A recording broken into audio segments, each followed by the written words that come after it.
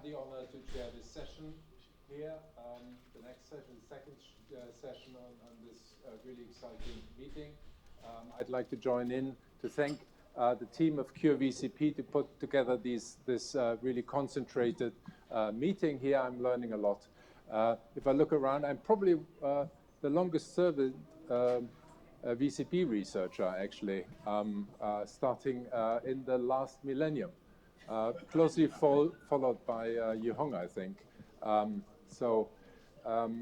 Okay, so this session is now about cofactors and molecular mechanisms, or rather pathways, cellular pathways. So what we are trying to find out, I think, what unites these people is that what is actually the function of P97 in the different pathways, and then are these pathways in the cell affected by the disease, and if so, in what way? So we have a fantastic lineup of researchers here. Alyssa Johnson from Louisiana State University will talk about a particular cofactor, so this is dying already, called SVIP, and she works on a very powerful system, genetic system, that will hopefully bring us further in the fly system.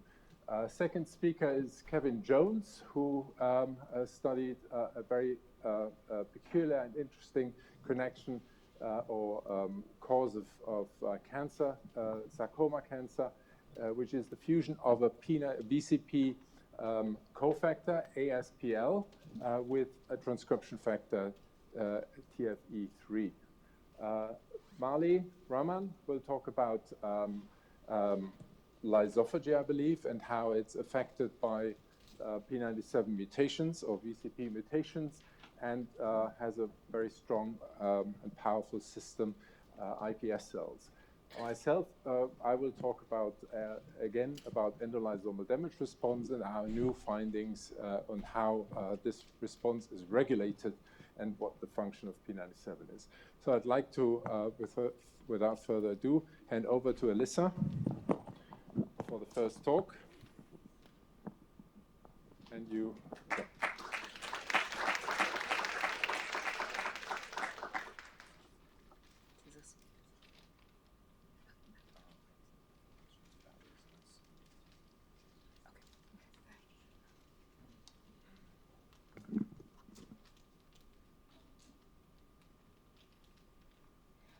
Okay, I'd just like to start by thanking the organizers and Armel for organizing this meeting. It's great to actually meet everybody in person, mostly, for the first time, really. So I'm going to start by talking about a cofactor that we've been studying for several years that we think could be harnessed for not only VCP-related diseases, but maybe just to promote healthier aging in general. So this cofactor is called small VCP interacting protein, or SVIP. So in my lab, we use two different invertebrate model systems, C. elegans and Drosophila, and I'll present a little bit of work from both.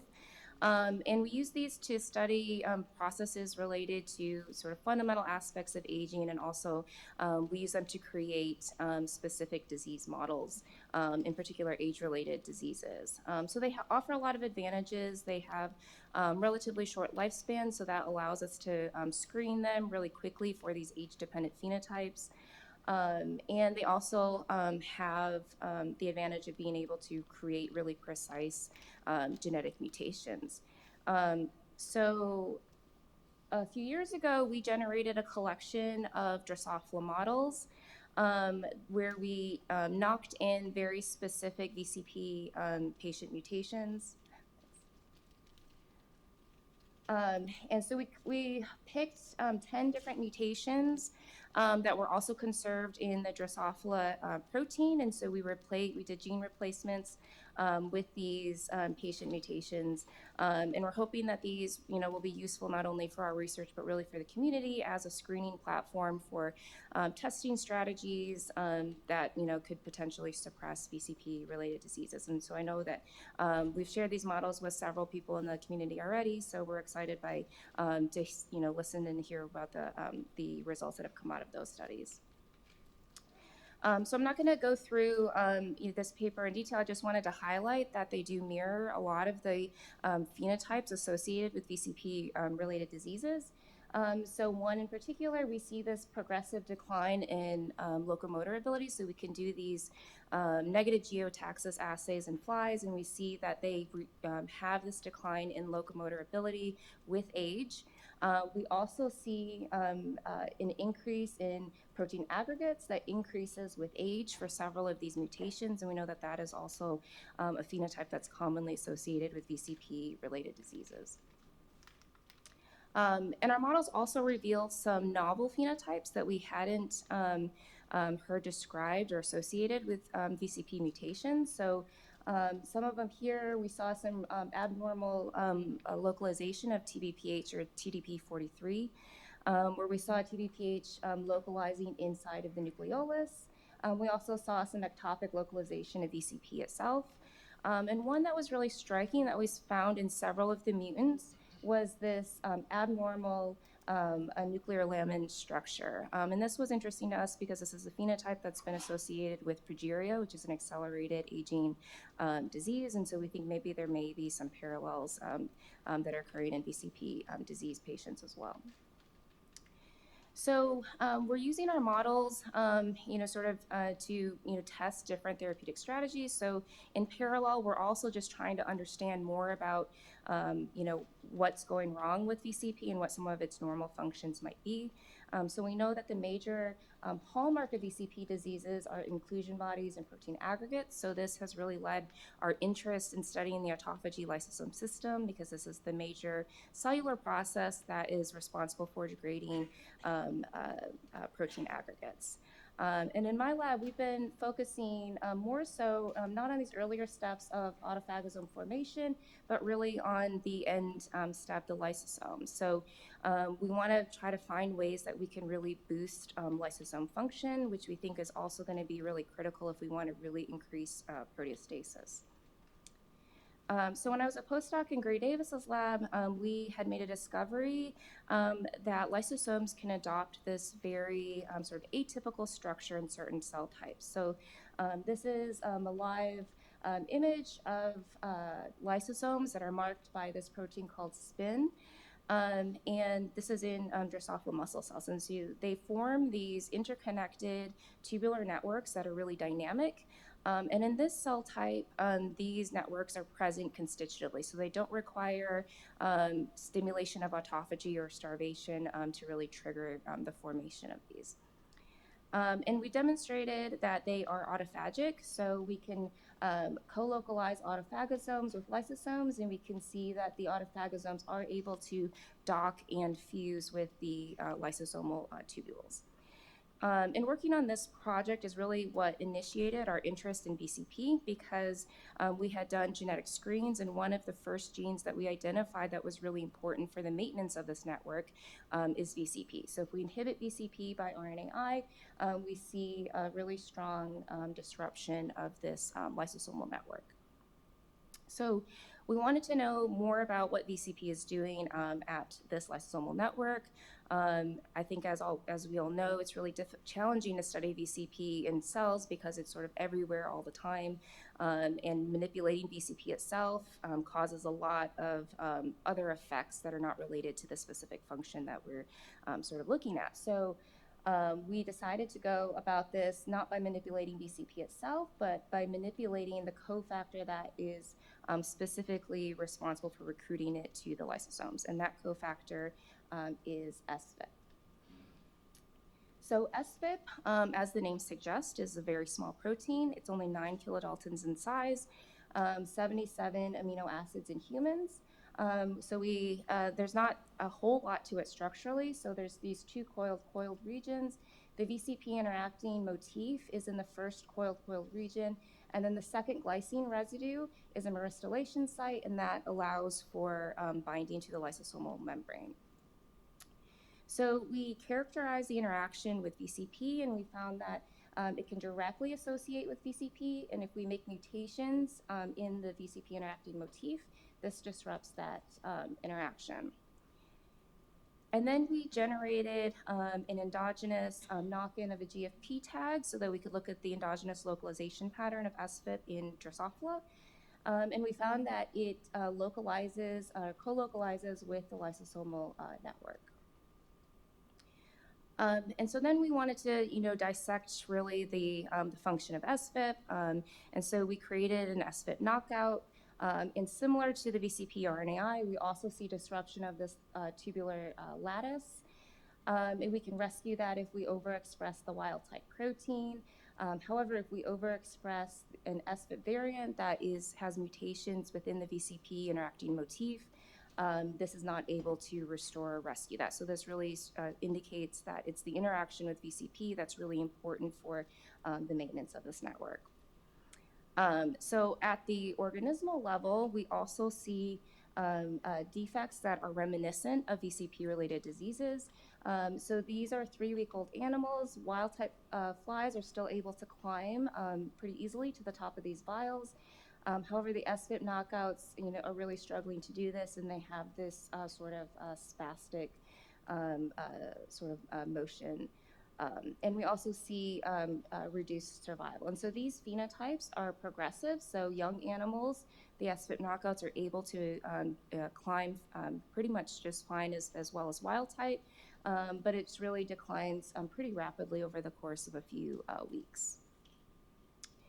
So conversely, SVIP knockout causes disruption of the network, and we found that if we overexpress SVIP, that we can cause hyperproliferation of the network.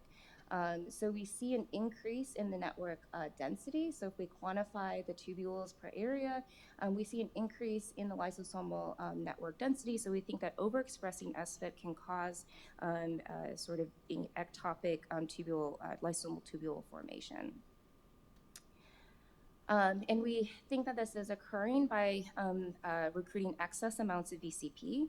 So if we overexpress SVIP and look at VCP localization, so this is endogenously tagged VCP. So normally it's mostly concentrated at the nucleus. You can't really see it here. There is expression in the cytoplasm, but it's pretty diffuse all throughout the cytoplasm.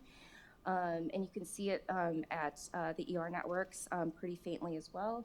If we overexpress SVIP, we get a strong relocalization of almost all VCP really to this lysosomal network. So it acts sort of as a siphon, siphoning all of VCP away from some of its other normal cellular locations. Okay, so we wanted to test what the effects of SVIP overexpression would be at an organismal level, and could it be a viable way of suppressing VCP-related diseases? So we had screened all of our fly models for defects in the lysosomal network, and we found that many of them caused defects, fragmented lysosomal networks, not as strongly as the VCP RNAi, but it showed defects in sort of the density and the integrity of these networks. So we haven't screened all of the mutants yet, but we have tested 2 of these mutants, R152H and C mutations, which are R155 in humans. And we found that if we overexpress SVIP in these models, we can rescue the integrity of the lysosomal network. And so these images right here are showing the VCP localization pattern, and for one of these, just for one of these mutants, and you can see that it's SVIP overexpression is still able to recruit the mutant protein to these lysosomal networks. I do want to highlight that this is not the case for all mutants. So I have a graduate student that's presenting the poster. I think later today, her poster number is 33. And so she's been looking at this other mutation, this P134L mutation, which we found through screening, has a really reduced affinity for SVIP. So in this case, we don't see the same kind of rescue that's occurring with SVIP overexpression, which we think sort of makes sense because it just doesn't have a strong enough affinity. Okay, so then again at the organismal level, we also see improvements. So these are the R152H mutant flies, and they have some ability to climb, but what you'll notice is that a lot of them begin to sort of fall to the bottom. So they don't have the sustained grip strength to really climb to the top and sort of maintain that.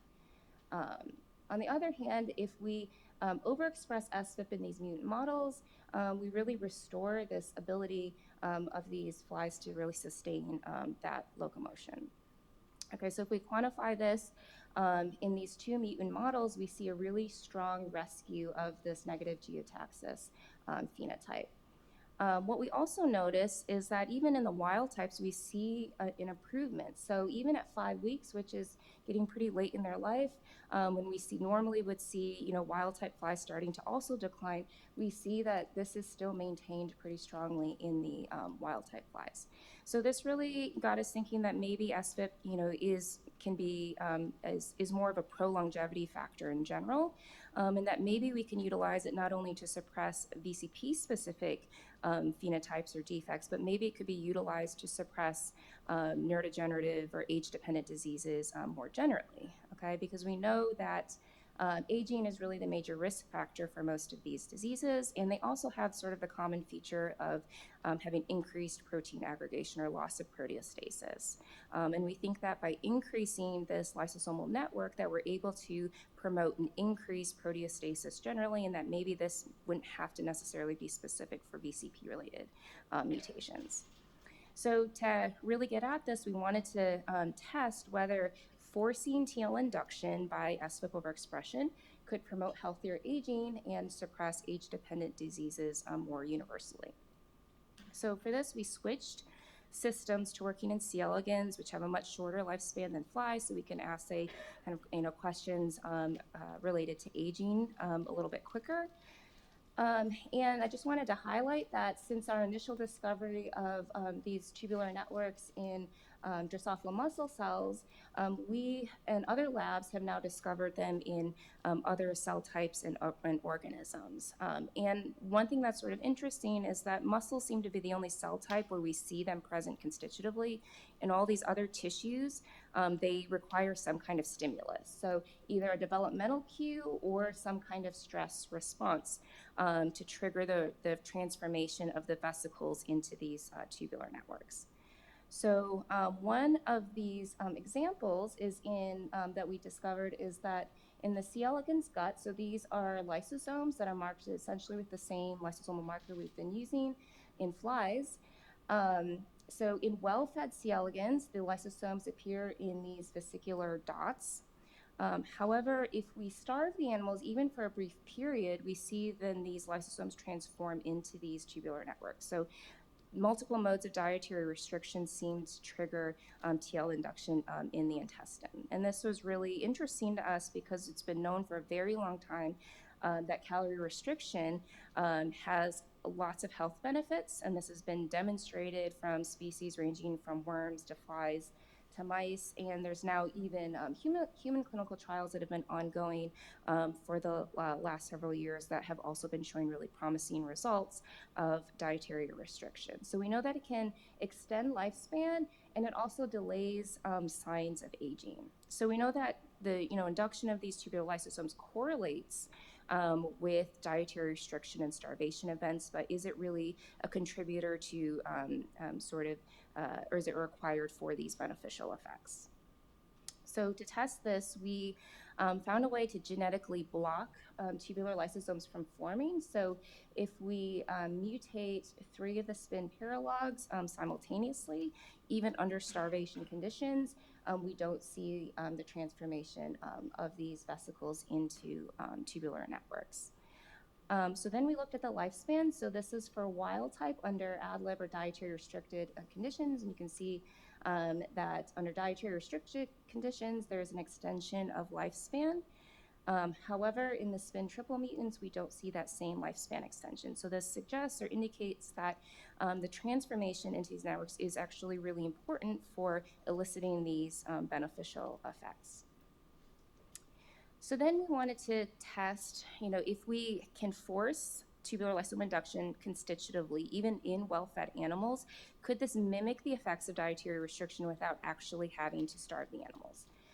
So we wanted to use the same strategy we've been using before by overexpressing SVIP, but it turns out that C. elegans don't have an SVIP ortholog that we know of, so we blasted the genome and we haven't found one that shares sequence homology. So instead, we overexpressed the Drosophila SVIP gene in the C. elegans gut, and we found that was sufficient to induce these tubular lysosomes constitutively, even in well-fed animals.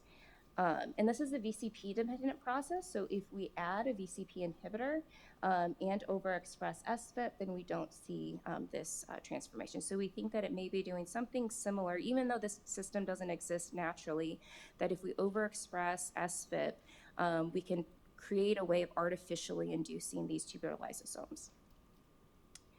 So we looked at the lifespan, and we didn't see any difference in the lifespan. And this was somewhat surprising to us because as we were doing the experiment and looking at these animals, we always could see that the SVIP overexpressing worms seemed to retain their mobility later in life. So we had expected them to actually live longer, but we didn't really see that. So I just want to play this video. This is these are day 10 animals, so this is getting pretty late in their life, and so the wild type animals will start to show this decline in mobility.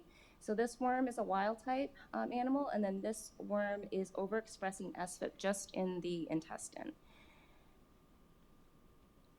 And so we can look at their movement, and the wild type worm here is, it's starting to sort of struggle to do these body bend movements, whereas this SVIP overexpressing worm has this really improved mobility. So we know that this locomotion is a really strong correlate of health span, and it's sustained in a lot of long-lived mutants, and so we wanted to assay this throughout the lifespan, and so we scored the thrashing rates all throughout every other day throughout their lifespan. And what we found is that the SVIP overexpressing animals had a really strongly sustained locomotion even later in their life. And so we can use this as to create sort of a measure of health span lifespan index. So we can do this by calculating the age at which the animals reach 50% of their maximum velocity, and then divide this by their median lifespan. And so what we see is that SVIP overexpression can really more than double that health span lifespan index. So even though we're not extending the lifespan, we're extending, we think, the sort of the healthier portion of their life. So on a cellular level, we wanted to get at, how is this happening? Are we actually improving the health of the tissues systemically? So one question we asked is, when we stimulate these tubular lysosomes constitutively, do we actually see more efficient autophagic degradation? So we did this, we tested this by using this reporter where we have SQST1, which is the C. elegans ortholog of P62. And we tagged it with both a GFP and an N-cherry tag. So when it's cytosolic, you'll get fluorescence of both of these proteins. When it translocates or if it gets taken up by the lysosome, the GFP fluorescence will get quenched. So more or less GFP fluorescence will indicate more autophagic turnover. So what we found is that when we overexpress SVIP and we measure this reporter, we see less GFP fluorescence, indicating that these animals are turning over autophagy substrates more proficiently. And conversely, we also examined what would happen if they're not able to form these tubular lysosomes at all. So we used, again, the SPIN mutants to genetically block TL formation. And what we see, if we stimulate autophagy by starvation, the SPIN triple mutants are still able to turn over substrates. So it's not that they're completely defective in autophagy degradation. So if you compare the fed to the starved here, there is an ability of autophagy degradation. However, if the animals are able to stimulate TL induction, you see a further increase in autophagy. So we think that it's a way to basically improve autophagic turnover. And one of the mechanisms we think it's doing this by is by creating sort of a magnified platform of the autophagy or the lysosomal compartment. So having sort of an increased surface area of the lysosome provides more docking sites. It can maybe more easily find autophagosomes for sort of search and capture mechanisms. So we also looked at protein aggregation suppression, since we know that this also increases with age and is also a hallmark of many age-dependent diseases. So we express these stretches of polyglutamines that are aggregation prone. And this increases aggregation in an age-dependent manner. So in wild-type animals, we see aggregations increasing with age. This is images of day 10 animals. However, when we overexpress SVIP, we see a really dramatic suppression of these protein aggregates really all throughout their life. One thing that so in this experiment, we overexpressed these polyglutamines in the gut, and then we were also overexpressing SVIP in the gut.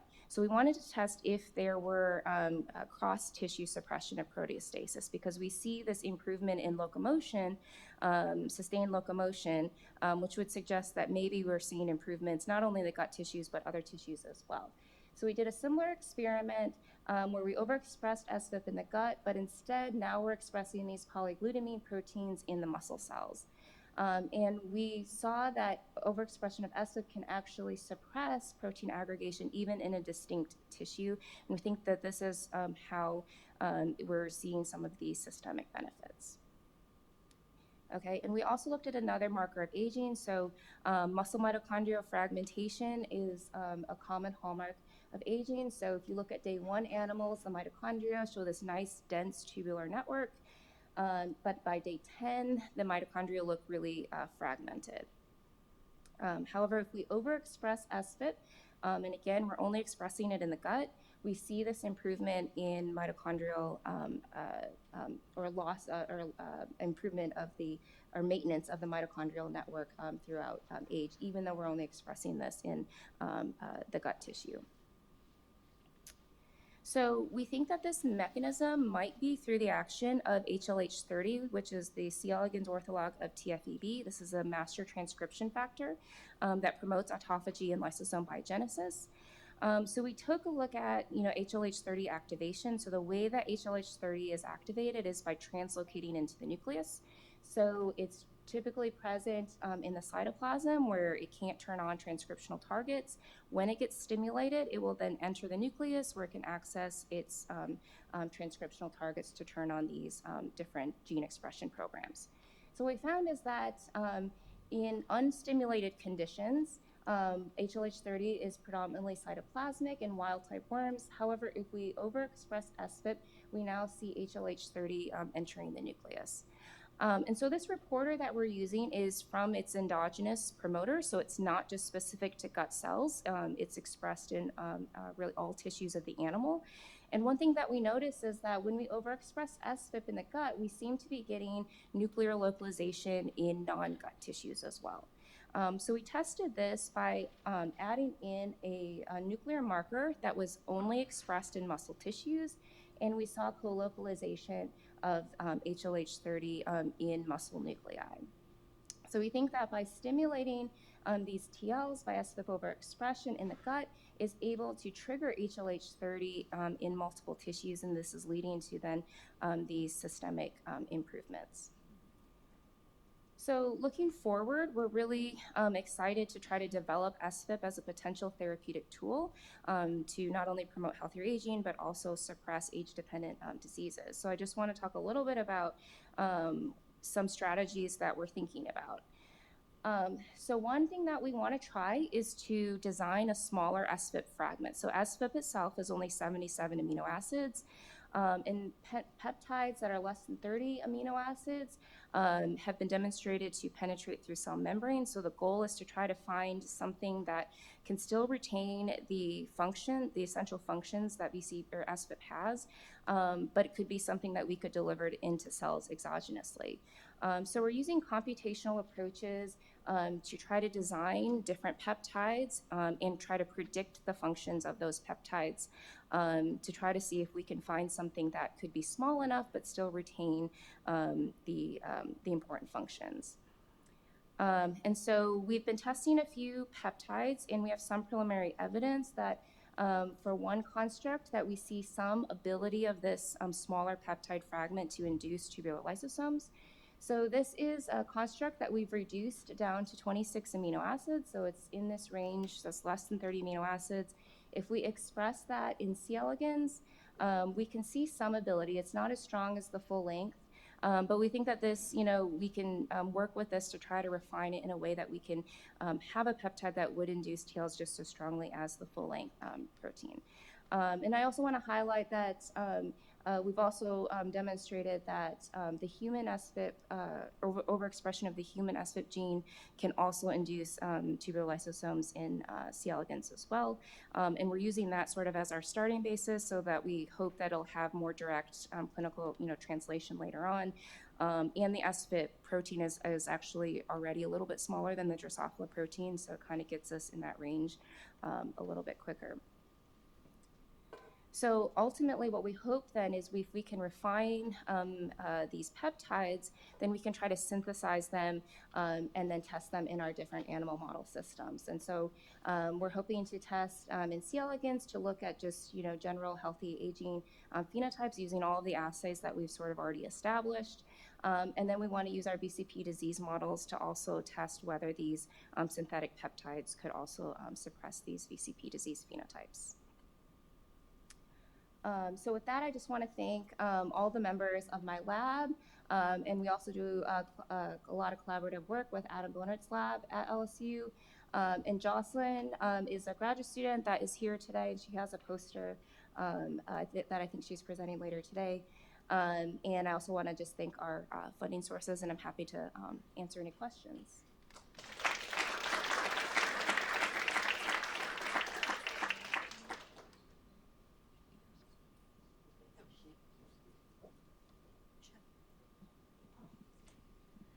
Thanks, that was lovely. Shockingly loud. Do we know what P97 is doing here? Is it an unfolding, is a particular thing, or? Yeah, that's something we still don't know. We know that the catalytic activity is required for it. So, we really don't know what it's doing. One hypothesis that we haven't really tested or determined yet is that we think that it's really important for the lysosomal, homotypic lysosomal membrane fusion, because if we delete SVIP, or if we knock out SVIP, we can still get the tubule projections to happen. They just don't form stable connections to really create this sort of stable lattice. So we think it's probably acting somewhere at sort of the membrane fusion level, but we haven't really tested it directly yet. Yeah. Yeah, I missed the correlation between the transcription factor and getting this systemic effect from the gut to muscles. Yeah. So we know that we see this effect of this transcription factor getting activated. How that's occurring, we don't really know yet. We think so. The way that TFAB is activated is usually through nutrient sensing and things like that. So there are functional changes at the lysosome that are known to trigger HLH30 activation. So we think that maybe the transformation from these vesicles into this network could be sort of triggering HLH30 activation in that way. And we've also done some gene expression analysis in our SVIP overexpression worms, and we see upregulation of a lot of HLH30 targets as well. But yeah, how it's triggering HLH30 activation, that's still something we don't know yet. So, right here.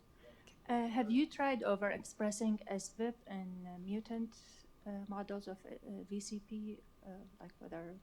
Yeah, so we have, and for some of the mutant models we see rescue, but there are some mutant models that we don't see rescue, and I think that's based on the fact of whether or not SVIP can actually bind to those mutants. So some of the VCP mutations have reduced affinity to SVIP, some really much more strongly than others, and so those mutants that have reduced affinity, we don't see as much of an effect in the rescue. You showed that in that graph. Like the affinity of the mutants. Yeah. Okay, thank you. So we know that a lot of the P97 or VCP cofactors binds to P97 in a mutually exclusive manner, and I believe it's shown in literature when SVIP is overexpressed, it can compete with UN, for example, and inhibit ERAS. So I wonder whether in your systems you see a sign of ER stress, and how would that actually impact the health of your animal? Yeah, so we do. So if we so SVIP, I think binds more tightly than these other ones. So it'll actually kick off other cofactors if they're already bound, and it can bind to all 6 at a time. So there have been studies that have shown sort of the stoichiometry of that. And yeah, if we overexpress SVIP and we put the flies on tunica skin, they have an increased sensitivity to that. So I think there is probably some effects of that, which is definitely, an important consideration. Yeah. Please clarify the connection between SVIP and lamin. I missed that. Oh, so that was in the VCP mutant model. So we found for several of these VCP disease patient models that we see this disorganization of the lamin structure. We don't really know, what the mechanism of that is yet. We haven't really studied that further, but it is correlative to several of the VCP patient mutations. Quick question, Alyssa. So that was beautiful work on SVIP and lysosomal tubular mechanism. I was curious about whether you had tried a lipid diet. We know autophagy is stimulated by starvation, and we have shown that a high lipid diet protects early demise in our homozygote mice. Yeah, that would be interesting to test. We haven't modified the diets beyond just doing full calorie restriction. Mm-hmm. But yeah, that would be interesting to do to try to test, whether doing a modified lipid diet could rescue the models. Thank you. I'd love to hear more. Okay, thank you, Alyssa. I think we should move on. Yeah, so thank you. More questions in the break. Next speaker is Kevin Jones from University of Utah. Thank you. And thank you to the organizers, and thank you to Michelle and Hemmo for allowing me to come and talk to you a little bit about what Peter and I have been working on these last few years. So there are 2 diseases that we're really focused on here. These are both types of cancer that are mostly incident in adolescents and young adults. And they're both characterized by frequently a specific chromosomal translocation between X and 17 chromosomes that creates this ASPSCR1, TFE3, or ASPL, as we've heard it called otherwise in this conference. And this fusion oncoprotein is really the driver, and we have shown in the mouse that this is independently capable of making these tumors happen. So these tumors have a somewhat bizarre look to them, and a somewhat bizarre biology, and somewhat bizarre metabolism as well. But all of that is really recapitulated by simply, expressing this fusion oncoprotein in the mouse. We make the same tumors happen. And so really, this came down to trying to understand exactly how this transcription factor is working. So TFE3, half of it, is typically a transcription factor in the TFE3, TFEB, MIT-F family. So these are metabolically active transcription factors. And most of the time, they are actually regulated by being kicked out of the nucleus and degraded in the cytoplasm. ASPSCR1, or ASPL, named because of its involvement in alveolar soft part sarcoma,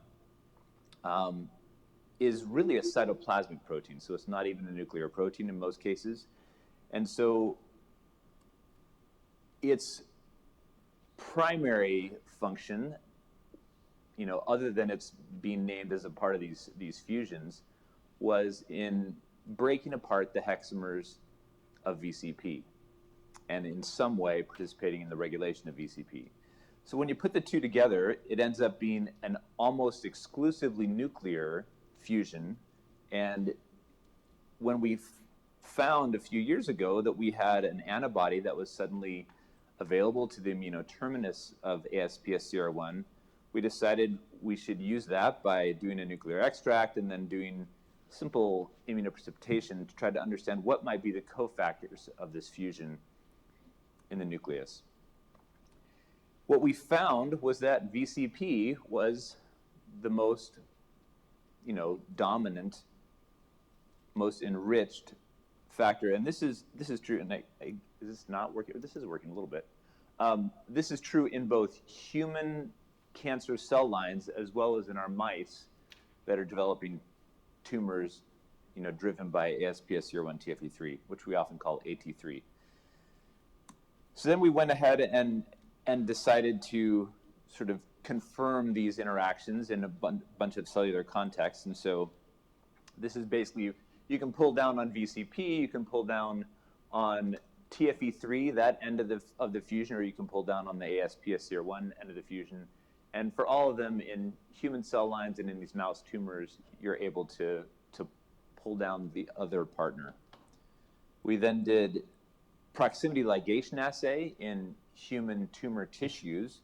And this is in 4 different tissues from alveolar soft part sarcomas, showing that the TFE3 is, by definition in these tumors, really only immunohistochemistry sort of showing up in the nucleus, and that's where the proximity ligation assay is also showing up.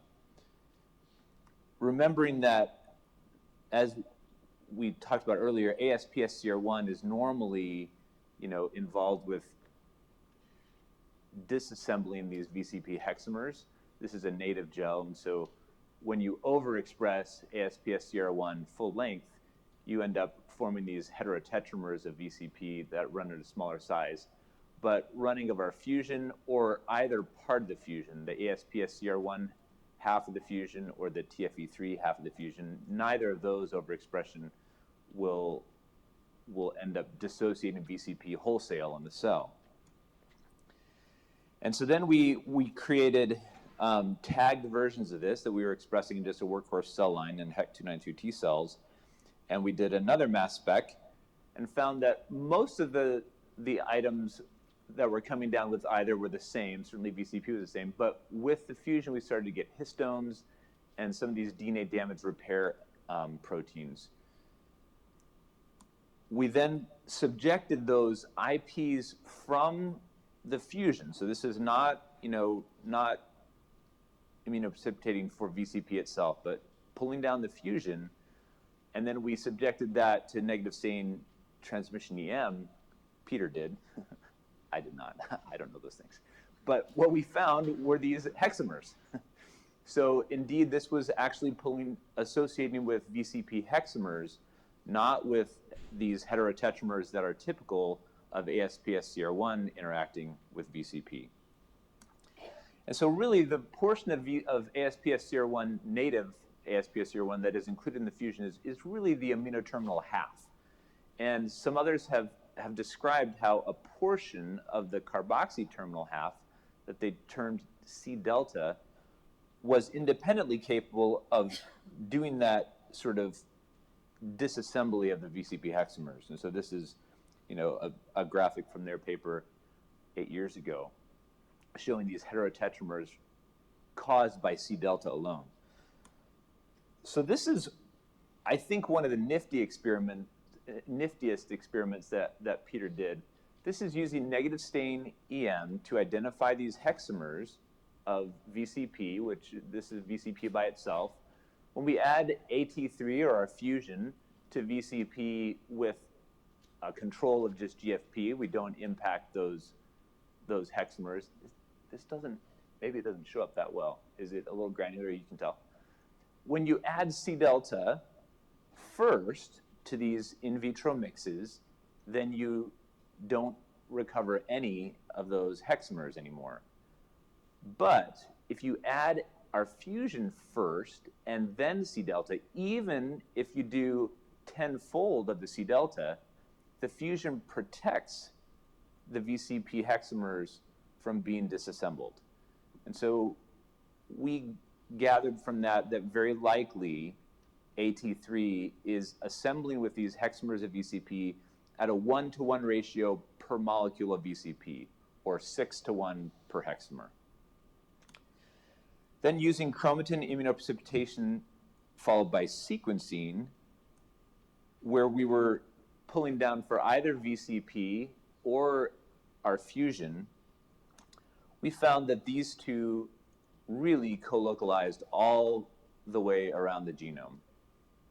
And not only did they co-localize across the genome in terms of the whole genome, but at individual sites, areas that have clusters of strong peaks for either, it's the ChIP-seq tracks almost match each other perfectly. I can tell you, we do a lot of epigenetics in my lab.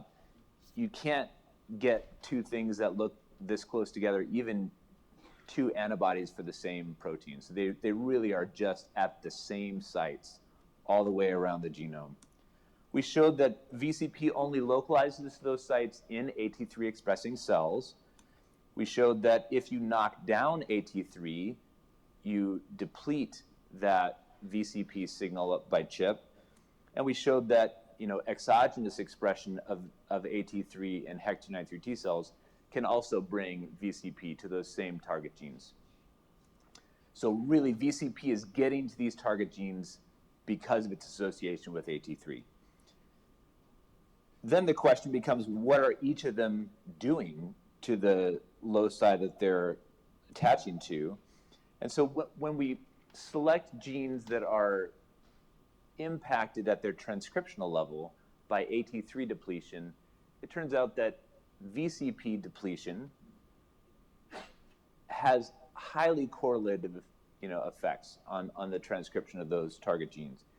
And the inverse is also true, where we can overexpress VCP in HEC293 T cells that are exogenously expressing AT3, and you will increase the expression of target genes, but not with TFE3 alone. So TFE3 and AT3, they hit a lot of the same genes in HEC293 T cells, just sort of expressed.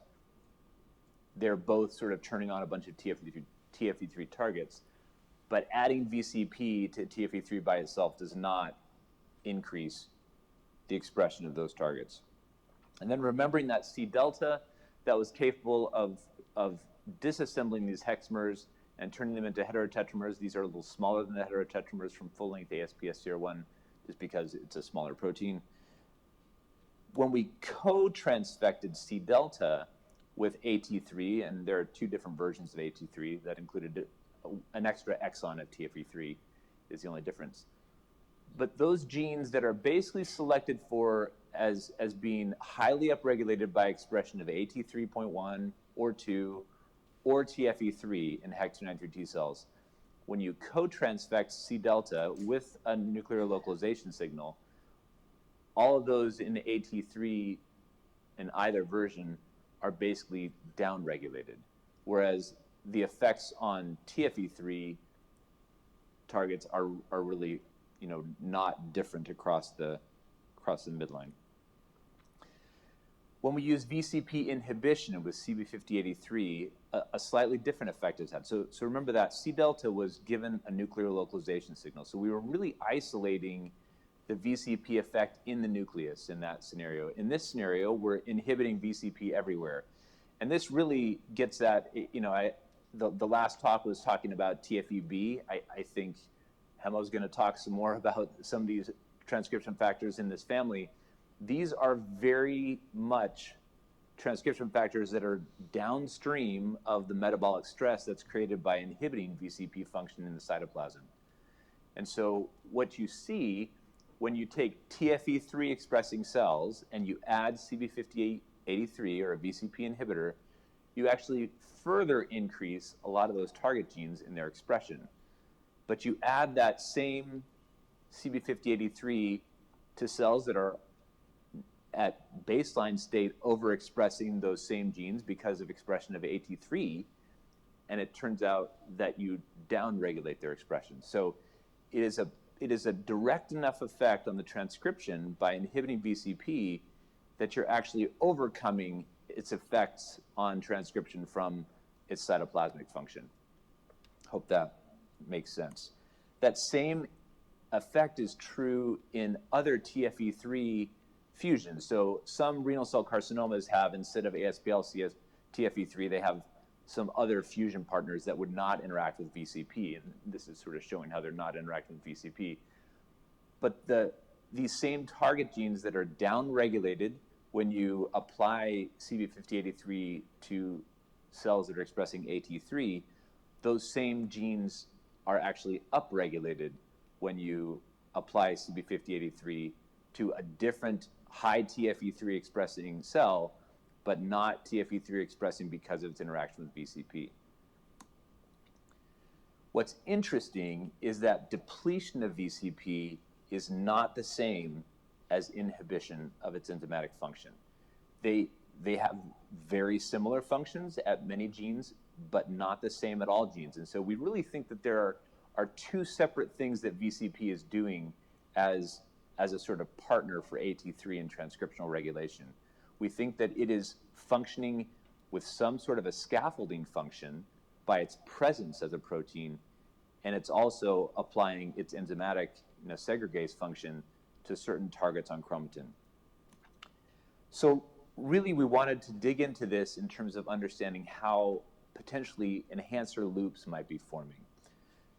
And so we used a process or a technique called HiChip, which is basically a means of mapping enhancer loops in the genome. And when we map enhancer loops, and we basically assign to every gene promoter two inputs, the input of AT3-VCP at its promoter directly, so peaks that are right in the promoter, as well as any enhancers that are looped to that promoter. And we sort of coordinate those two potential inputs to transcriptional regulation. We find that, again, AT3 and VCP correlate very highly in both of our cell lines that are expressing it. We also see that genes that are primarily targeted by enhancers or by distal elements epigenetically, they have a stronger correlation between AT3 and VCP in terms of their dependency, but they have a weaker correlation in terms of VCP depletion with VCP enzymatic inhibition. So that it may be that VCP enzymatic inhibition is mostly important in those genes that are regulated at their promoter, where you're bringing VCP right to that direct regulatory element for the gene. And looking at these loops that form, again, there are dramatic effects when we deplete VCP. So this is in the baseline cells, the loops that are all forming around this one target gene, BRK7.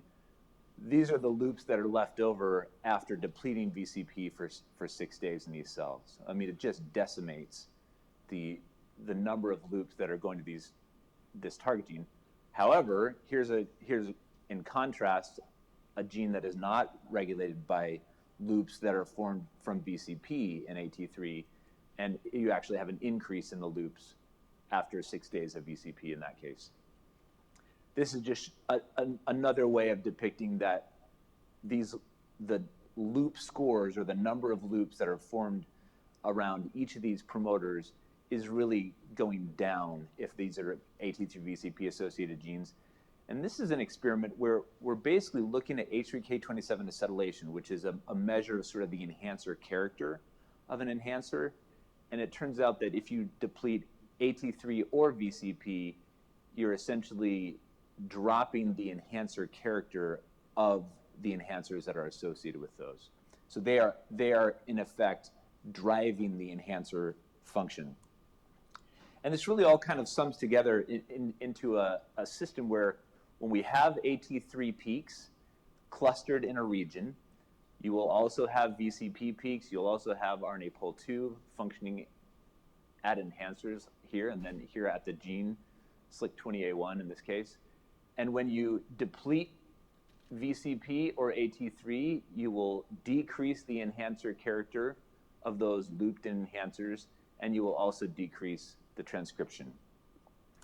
And so really this is our kind of working model where we're saying VCP depletion, hexamer dissociation or disassembly, or enzymatic inhibition may block enhancer looping and transcription.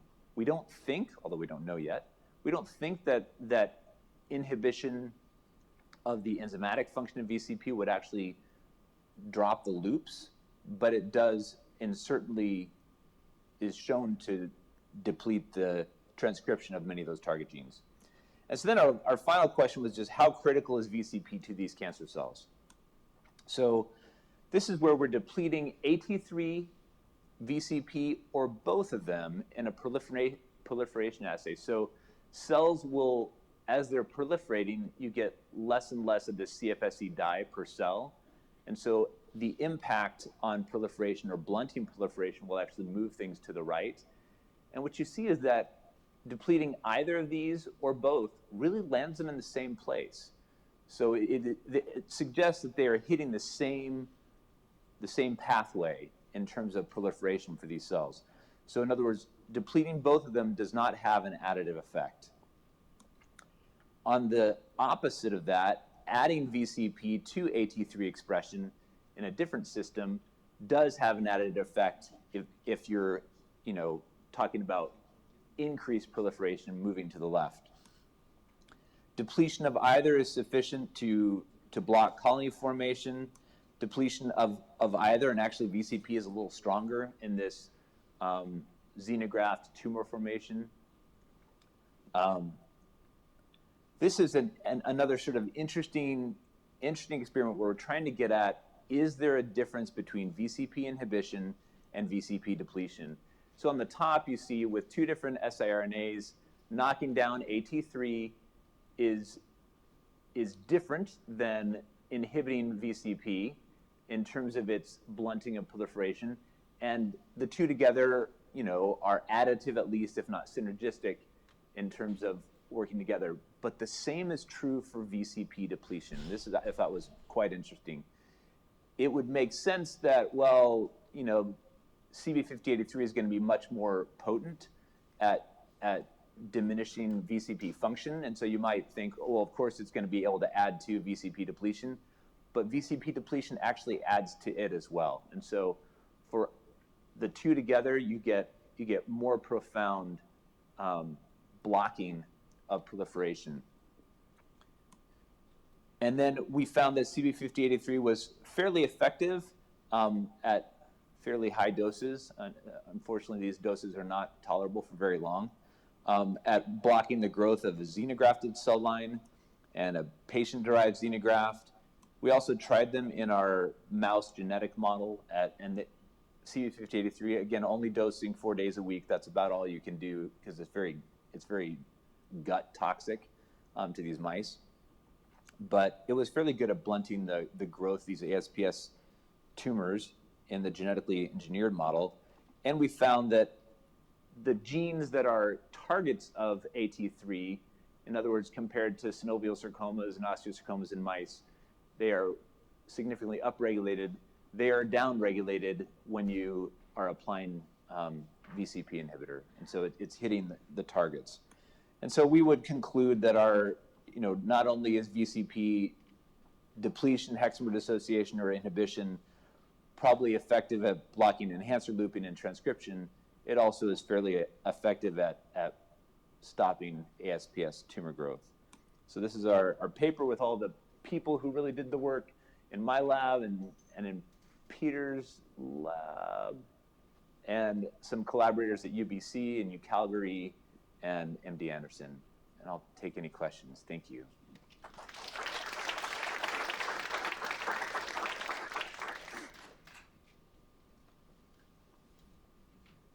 Thank you, that was intriguing. I have a question. I'll start with one, but I've got something cheeky behind that. The question I've got is, I understand that TFEB certainly can cause tumors if it's overexpressed, and it's implicated many different tumor types. I suspect, given that TFE3's homolog, it'll do the same. So, yes. Okay. So the question I've got is whether your fusion protein is working as follows. Basically, the A part is driving expression of the TFE3 in the cells which the A part is expressed in, and everything is due to TFE3-driven transcription in those cells. You'll get other signatures. So the question is, have you done an experiment with your xenografts where you've essentially prevented binding to clear motifs by making mutations. So the clear motifs are the bits of DNA to which the TFE3 will bind. So you mutate the DNA binding domains of the TFE3 and do those. If that's all you do, does that completely prevent cancer formation when you express those mutant AT3 constructs in your xenograft models? I have not done that. I assume it would. I mean, I assume that this is functioning as a transcription factor, and those are the sites that it's binding to. Now, it's also binding, I think, to some unique sites because it is functioning as a super enhancer with some multivalency because of VCP. That's a little different. The one difference, just to go back a second to the first part of your comment, there are lots of cancers that are driven by TFE3 fusions, some of which may be no more than just high expression of TFE3, but alveolar soft part sarcoma does not happen from any of those other fusions. The sarcoma only happens with AT3, which is a little bizarre. Well, it could be driven by the expression patterns of the fusion partners. So that's what my argument is. And the other thing I will say is that we've tried for many years to knock down VCP and keep cells alive. It's hard. No, they die. So, Yeah. So what I'm saying is that, knocking down VCP is going to have such pleiotropic effects on the cells. It'll make your data very difficult to interpret in these types of cancer models. So what I'm trying to say in a very polite way is I'm a little bit worried that the VCP part of your discussion might be a red herring. Because if everything is due to hyper-expression of TFE3, if you could mimic the expression of, you could design an experiment where you drove the expression of TFE3 in the same way as the A part of your fusion protein does. And the question is, will you get the same phenotype? Because you can't do the genetics to take VCP out of the equation. It's not feasible. Right. No, it is the challenge, and it even goes on its head even more than that, because TFE3 and TFEB and MIDF are absolutely some of the major transcription factors that are mitigating the effects of poorly functioning VCP in the cytoplasm. And so this stuff all ends up on its head, because when you are poisoning VCP, you actually are having the exact opposite effects on the same things, except with the fusion there, it's different. I mean, with the fusion there, the effects of VCP are more directly at those transcriptional sites. And so, yeah, if I had a way of only poisoning VCP in the nucleus, maybe this could work as a therapeutic strategy. I don't actually think that this is a therapeutic strategy for this tumor. I don't think that at all. But I think what it does is it gives us, number one, a cofactor that matters. Number two, a cofactor that has structure. Because all of these transcription factor fusion oncoproteins, they don't have any structure. And so we can't poison them, we can't see them, because almost the entire fusion oncoprotein is an unstructured domain except for the DNA binding domain.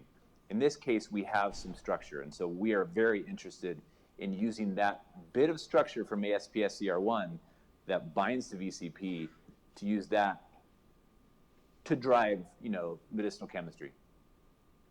Yeah, thank you. So I think this fits nicely with what you guys were just talking about. The question I was going to ask is, what if you just inhibit that protein-protein interaction in the fusion? That's a cleaner way to do it than to knock anything down. Absolutely, and that's what we want to do. Mm-hmm. Yeah. Yeah, but just genetically. Yeah, and we have not done that yet. We have not done that yet. Thanks. I have a question. I'm here, just on the side. Could you tell us a little bit more about the type of xenograft you use, the type of tumor you use for that? Yeah, so we have a few different ones. So we used a patient-derived xenograft of an alveolar soft part sarcoma. We used a xenograft of the cell line FEUR1, which is an renal cell carcinoma that has the same fusion. We've also done xenografts of the ASPS1 cell line, which is another sarcoma, and then our mice that are genetically engineered mouse models, those are sarcomas. We have the renal cell carcinoma as well now. We have not tried that with any drugs yet. Okay. So if there's no further questions, then thank you, Kevin, for the talk. And the next speaker is Malavika Raman from Tufts, talking about lysomal homeostasis and VCP. Please.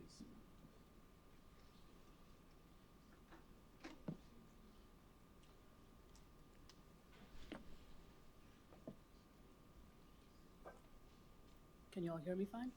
Great. So hi, everybody. I'd like to thank Cure VCP for organizing this conference and the opportunity to come and present some work from my lab. So my lab is primarily interested in sort of the fundamental biology of P97, what it does, what it substrates and pathways. But several years ago, we got interested in trying to tackle how P97 mutations cause MSP1. So that's the data that I'll be sharing with you today. Okay, so I dispensed of all the introductory slides because I think at this point we all know what VCP does. And I'll just start with this slide to illustrate some of the mutations that have been identified in VCP or P97. I'll probably refer to it as P97 throughout the talk. And yesterday, Chris was telling me that there are now 101 different variants that have been identified to cause disease, so this is probably an underrepresentation. And we know that these mutations can cause a host of degenerative disorders, ranging from ALS-FTD to inclusion body myopathy and Paget's disease of the bone. And we know now from Chris's work that recently new variants have been found that cause a juvenile onset disorder that's characterized by developmental delay, intellectual disability, and hypotonia. And of course, there are no cures or therapies for these diseases. So if you look inside a cell and ask, what are these mutations doing, it seems like virtually every single pathway that P97 is involved in is negatively impacted. So there are reports of increased ER stress, changes in mRNA and protein localization, altered TDP43 localization, big defects in organelle homeostasis, so at the ER, mitochondria, and at lysosomes, astrocyte dysfunction, and even DNA damage responses and changes in the RB pathway. So we know that VCP has many, many different functions of the cells. It's very pleiotropic. And so that's been the major problem, right? How do we tackle this from a disease perspective? What are the pathways we actually want to target? So when we started this project, we asked sort of a very simple-minded question. We said, motor neurons or myocytes or cell types that are impacted in each of these diseases are quite unique physiologically, and perhaps there are proteomic signatures that we can uncover by looking at these P97 variants that cause these disorders. So basically, how do these P97 mutations impact the cellular proteome in distinct diseases by looking at cell types that are involved in these diseases? And then the next question was, if we can identify these proteomic signatures, can we actually uncover pathways that are more sensitive to P97 mutation, so that maybe it's not all things that are equally affected in a cell type like a motor neuron. Maybe there are some pathways that are more sensitive to P97 mutation. So to sort of begin to address this, I don't know if you can see that color, but anyway, we decided to use iPSC-based models that we can differentiate into skeletal myocytes to look at inclusion body myopathy type phenotypes, as well as lower motor neurons so we can look at ALS. So we used a sort of a panel of cell lines, and I'll walk you through what these models were. The first was an iPSC cell line that was developed by the iPSC Neurodegenerative Disease Institute, or INDI. It's an NIH-funded consortium that's based out of Jackson Labs. And what INDI did was to deeply characterize a wide variety of iPSC cell lines that are commonly used. And they identified one, which was this COLF 2.1 cell, that was very easily editable, didn't have a lot of variants that was associated with neurodegeneration. And after characterizing these cell lines, they picked COLF 2.1, and then they've been systematically CRISPRing in variants that cause a host of neurodegenerative disorders. And fortunately for us, for whatever reason, P97 was one of the first genes that they picked, and they CRISPRed in the R155H mutation and very generously provided us with those cells. So we have wild-type COLF 2.1 cells and then multiple clones of the R155H. Okay. Heterozygous mutation as well as the homozygous mutation. During the course of these studies, we decided that we'd also look at a patient-derived cell line, and Chris was really generous and gave us this patient-derived line. This is from an individual who had ALS and Patch disease. And Chris's lab also corrected the R55H mutation back to wild type, so we had a built-in isogenic control. So essentially what we have is the same mutation in two different genetic backgrounds, and this allows us to ask two different questions. What are the phenotypes that we get when you have a patient-specific cell line with associated genetic variants, and what happens when you just have the P97 mutation in a sort of clean genetic background? So the approach that we took was to take these iPSCs and then use small molecules to direct their differentiation into lower motor neurons as well as skeletal myocytes, and then we perform quantitative proteomics to ask what are the changes that happen in each of these cell lines when you have the same mutation. Now, I'll just highlight the people who did all the work. All the work that I'll be sharing with you today was done by a really talented MD PhD student, Jacob Klickstein. He was helped by a postdoc, Michelle Johnson, and they worked on the motor neuron project. And then the skeletal myocyte project was started by Richa Khanna, a postdoc, and is now being continued by Krista, who is at the meeting today. Okay, so I'm going to dispense some of the sort of bookkeeping slides where we characterize these cells, and we showed that our mutant motor neurons mutant cells can be differentiated into motor neurons as efficiently as wild-type cells. But we also did some experiments to make sure that the motor neurons that we were getting were actually electrically active. And so the first thing that we did was to look at calcium transients. We loaded our motor neurons with a calcium indicator Fluoride-2AM, and then we can treat them with potassium chloride, and you get this burst of calcium activity that decays over time. What we found was that our wild-type and mutant cells, equivalent numbers of cells responded to potassium chloride, but there was a defect in sort of the level of calcium activation that was seen, and the mutants had a more diminished response. We looked at electrical activity by doing whole cell patch clamp on these cells, and we found that both wild-type and mutant motor neurons were able to have both spontaneous and current-evoked action potentials. We found that the homozygous COL2.1 cells were generally a little bit more active than wild-type cells. It didn't reach statistical significance, but it was something that we noted. So all this to say that we can differentiate these cells into motor neurons. They look and smell like motor neurons, and so we were now in a position to ask what are the pathways that are being changed. So the first thing that we looked at was TDP43 mislocalization. So TDP43, as you know, is a mRNA binding protein. It has a really widespread roles in mRNA function in the cell, ranging from transcription to splicing to transport. In ALS, TDP43 gets mislocalized to the cytosol, where it can get cleaved, and then it can get phosphorylated and ubiquitinated and form aggregates. So you have sort of a double whammy here in that you lose the ability of TDP43 to regulate mRNA function, and then you also have these aggregates that become deleterious to motor neurons. So we looked at TDP43 levels in our motor neurons, and I'll just say that we've done these experiments in both the patient lines and in the COL2.1 cells, but I'll probably just show you one in the interest of time. So you can see that by immunofluorescence, TDP43 is predominantly a nuclear protein in wild-type motor neurons, but then as you look at the heterozygous and homozygous variants, you'll notice that you have a depletion of TDP43 from the nucleus, and that's quantified here. We don't really see aggregation of TDP43, and that might be because these are relatively immature motor neurons. And this has been shown in other models of iPSC-derived ALS, where you typically only see this depletion from the nucleus. You don't see this aggregation. But perhaps if you culture these cells long-term, you might be able to see that. So certainly TDP43 levels change. Then we looked at markers of proteostasis. So we looked at ubiquitin conjugate levels, and we find that in our wild-type and mutant motor neurons, there's really no big difference.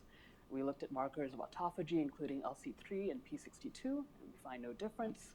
We looked at markers of ER stress, and such as BIP, which is a chaperone that's induced by ER stress, as well as ATF4, which is a transcription factor induced by ER stress, and we see no difference.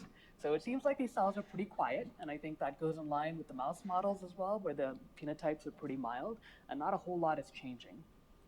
These cells are a little bit less viable. So about, if you look at the homozygous variants or the patient lines, we see about 10 to 20% decrease in viability, and this becomes exacerbated over time. The longest we've been able to keep these cells in culture is about 100 days. And at that point, the mutants definitely look pretty unhappy. So given that there's not a whole lot going on in the pathways that we expected, we used proteomics to try and uncover signatures that might tell us something. So what we've done is to take triplicate wild-type motor neurons and the R155H motor neurons, the heterozygous, the homozygous, the patient lines, and we can do this quantitative proteomic approach called tandem mass tag proteomics. This basically allows you to barcode your samples, and you can pool multiple samples in a single MS experiment, and you can get relative abundances of proteins using these tandem mass tags, which sort of act as barcodes. And so when we do this, we identify or quantify about 7,000 to 8,000 proteins in each experiment, and about 200 proteins significantly change based on arbitrary cutoffs on what we think is significant. So clearly there are proteins that are changing. What are they? We did this first for our HOF 2.1 cells, and it was pretty clear straight off the bat that there was mitochondrial dysfunction. So many mitochondrial proteins were being lost when we had the R155H mutation. And here you're looking at two different homozygous clones where we're comparing the abundance of proteins in the electron transport chain to the wild type. And so the more red you see, the more depleted they are in the mutants. So you can see that many components of the electron transport chain are getting depleted. We've done immunoblots on hits that we've identified. So these are two proteins that are involved in assembly of these complexes. And you can see that they get depleted. Members of the TOM complex. So this is the complex that's on the outer mitochondrial membrane that helps import proteins into the mitochondria. These are also largely depleted. So this suggested that you probably have pretty widespread mitochondrial dysfunction. You can't import proteins, ETC is being disrupted. So we started to look at this by looking at the membrane potential that's maintained across the inner mitochondrial membrane. So there's an electrochemical gradient that's maintained across the inner membrane of the mitochondria that's really important for the functioning of the electron transport chain and OXPHOS. And so we used a dye called MitoTracker Red, which can accumulate within mitochondria, and it fluoresces brightly when the mitochondrial potential is intact. And you can see in wild-type cells, you get really bright fluorescence in motor neurons, but as you go across and look at the het, and in particular the homozygous mutants, you see that the fluorescence diminishes, suggesting that the mitochondrial membrane potential has collapsed, and that's quantified here. So we were really excited by this data. We thought, okay, mitochondria are obviously very important for the bioenergetics of these cells, and we know that P97 is involved in mitochondrial quality control, so this is like the sensitive or the Achilles heel of these cells. So at this time, Chris gave us the patient lines. We wanted to validate the phenotype, and when we did the proteomics in the patient line, we found no changes in mitochondria. Mitochondrial proteins were intact. We did immunoblots, we did the MitoTracker experiments, and we found no changes at all. And so obviously, my graduate student was a little bummed, but what we decided to do then was to reanalyze all the data, and we used a new method, not a new method of analysis, one that's been used in RNA-seq called weighted gene co-expression network analysis. And what this allows us to do is to sort of throw out all these arbitrary cutoffs that we impose on our data set and just ask what are the trends that we see across our genotype. So how are these proteins changing? And so what we can do is reduce all the data into what are called these module eigenproteins. And so all these modules are basically composed of proteins that all trend in similar manner across the data set. And our top three modules, when we look at the proteins that are part of these modules, we found that these were all involved in autophagy and lysosome function. So we decided to look at this process of selective autophagy of lysosomes, or lysophagy, which I think Hemmo will talk more in depth about in the next talk. But I'll just walk you through what's known about this process. So lysosomes, as you know, are sort of the acidic organelle that are the end stage of autophagy. Autophagosomes will fuse with lysosomes, and these lysosomes will degrade the content. Lysosomes themselves can get damaged by a variety of means, and primarily what this does is permeabilize the lysosomal membrane, and if the damage is minimal, the escort complex will come and repair that membrane damage, but if it becomes really significant, then these lysosomes need to be eliminated from the cells. And that happens because once these lysosome membrane gets permeabilized, there are proteins within the lumen of the lysosome that are glycosylated that get exposed to the cytosol. And the exposure of these glycosylated proteins recruits these galectin-binding proteins. And here you're seeing galectin-3, but there are a variety of them in cells. And galectins will come and coat these damaged lysosomes, and this serves as a signal to say, hey, this lysosome is damaged. We now need to degrade it through autophagy. So subsequently, you get recruitment of E3 ligases that will ubiquitinate lysosomal membrane proteins.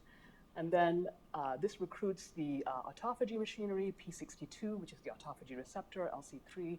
The phagophore will come and engulf the lysosome, and eventually the lysosome gets degraded through healthy lysosomes that are in the vicinity. So Hemmo has done some really beautiful work to show that P97 is involved in the selective autophagy of lysosomes, or lysophagy. And he has shown that there is a complex of P97 with 3 adapters, YOD1, the deubiquitinase, UBXD1, which we've heard about already, and PLAA, and they form what's called the endolysosomal damage repair complex. I hope I said that right, or ELDR. So P97 gets recruited to these ubiquitin-modified substrates and can unfold them and promote their proteasomal degradation, and this is required for allowing these lysosomes to proceed through the process of lysophagy. So we wanted to look at this process in our motor neurons, and so what we do is treat motor neurons with this chemical called LLOME, or LOME, which induces lysosome membrane permeabilization, and we can then look at whether these galectins that I talked about get recruited. So the first thing we did was to look in neural progenitor cells, so this is one step before the motor neuron, and we find that galectin 3 and galectin 8 get recruited. You see these punctate structures, which are damaged lysosomes, to these NPCs. However, when we looked in motor neurons, we found that only galectin 8 was getting recruited, and other galectins, we really didn't see a lot of localization to damaged lysosomes. And this goes in line with single-cell RNA-seq data from mouse spinal cord tissue that suggests that galectin 8 is the most abundantly expressed galectins in these cells. We know that these punctate structures are lysosomes because we can co-stain with a lysosomal marker, LAMP1, and you can see that the galectin sort of coats the damaged lysosome. So I walked you through those individual steps that need to occur for lysophagy to take place. So we wanted to see where in this pathway the breakdown was happening. So the first thing that we looked at was ubiquitin localization on these damaged lysosomes. So here you're looking at the wild-type cells and the mutant cell lines, and you can see that in response to LOME treatment, both the cell lines have equivalent levels of ubiquitin coating these damaged lysosomes. So there doesn't seem to be any defect in recruiting E3 ligases and ubiquitinating these membrane proteins. We also looked at P62 recruitment to these damaged lysosomes, and again, between wild-type and the mutant, we really didn't see a whole lot of difference. P62 seems to be recruited equivalently. We've talked about lysosome biogenesis. So when you have this lysosomal damage, you want to increase lysosome biogenesis in order to replenish these damaged lysosomes. So we looked at TFEB, which is one of those transcription factors, and you can see that in LOME-treated cells, both in the wild type and the mutant, you see an increase in the accumulation of TFEB in the nucleus, suggesting, at least at this level, that lysosome biogenesis is not being perturbed in our mutant motor neurons. So we wanted to look at the process of lysophagy in more detail. And so what we did was to set up the system that Hemmo has used previously, where we treat cells briefly with LOME and then release it into drug-free media and then watch the clearance of these damaged lysosomes over time.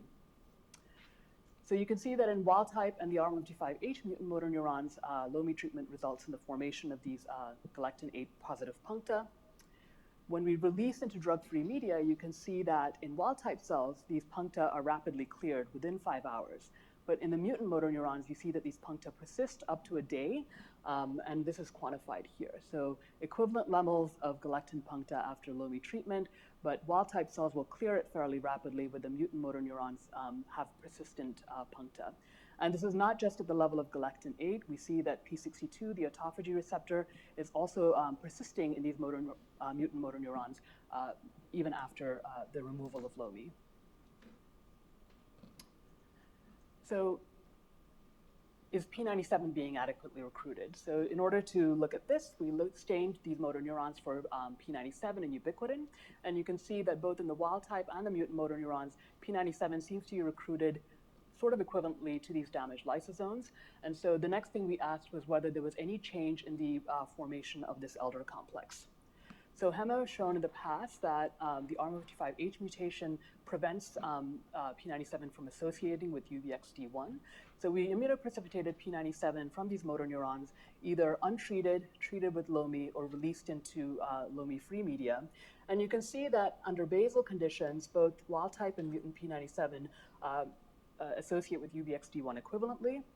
However, wild-type cells, when you treat them with LOMI, have an increased association with UBXD1, which we really don't see with our mutant in our mutant motor neurons. And this increased association persists even after removal of the drug, but again, we never can recover that level of interaction with the R155H mutation. So this suggests that, as previously been shown, that a P97 R155H mutation can not bind as efficiently to UBXD1, and this is probably one reason why you're not able to allow the process of lysophagy to take place as efficiently. So in the course of our studies, we noted that the P97 mutant lysosomes were a little bit different from our wild-type lysosomes. So you can see that if you look at the galectin staining in LOMI-treated cells, in wild-type cells, it forms a pretty nice tight puncta. However, it looks morphologically distinct in the mutant motor neurons. They're sort of larger and sort of fuzzy looking. And so we can quantify lysosome area, and you can see that in the mutants, these lysosomes are much larger.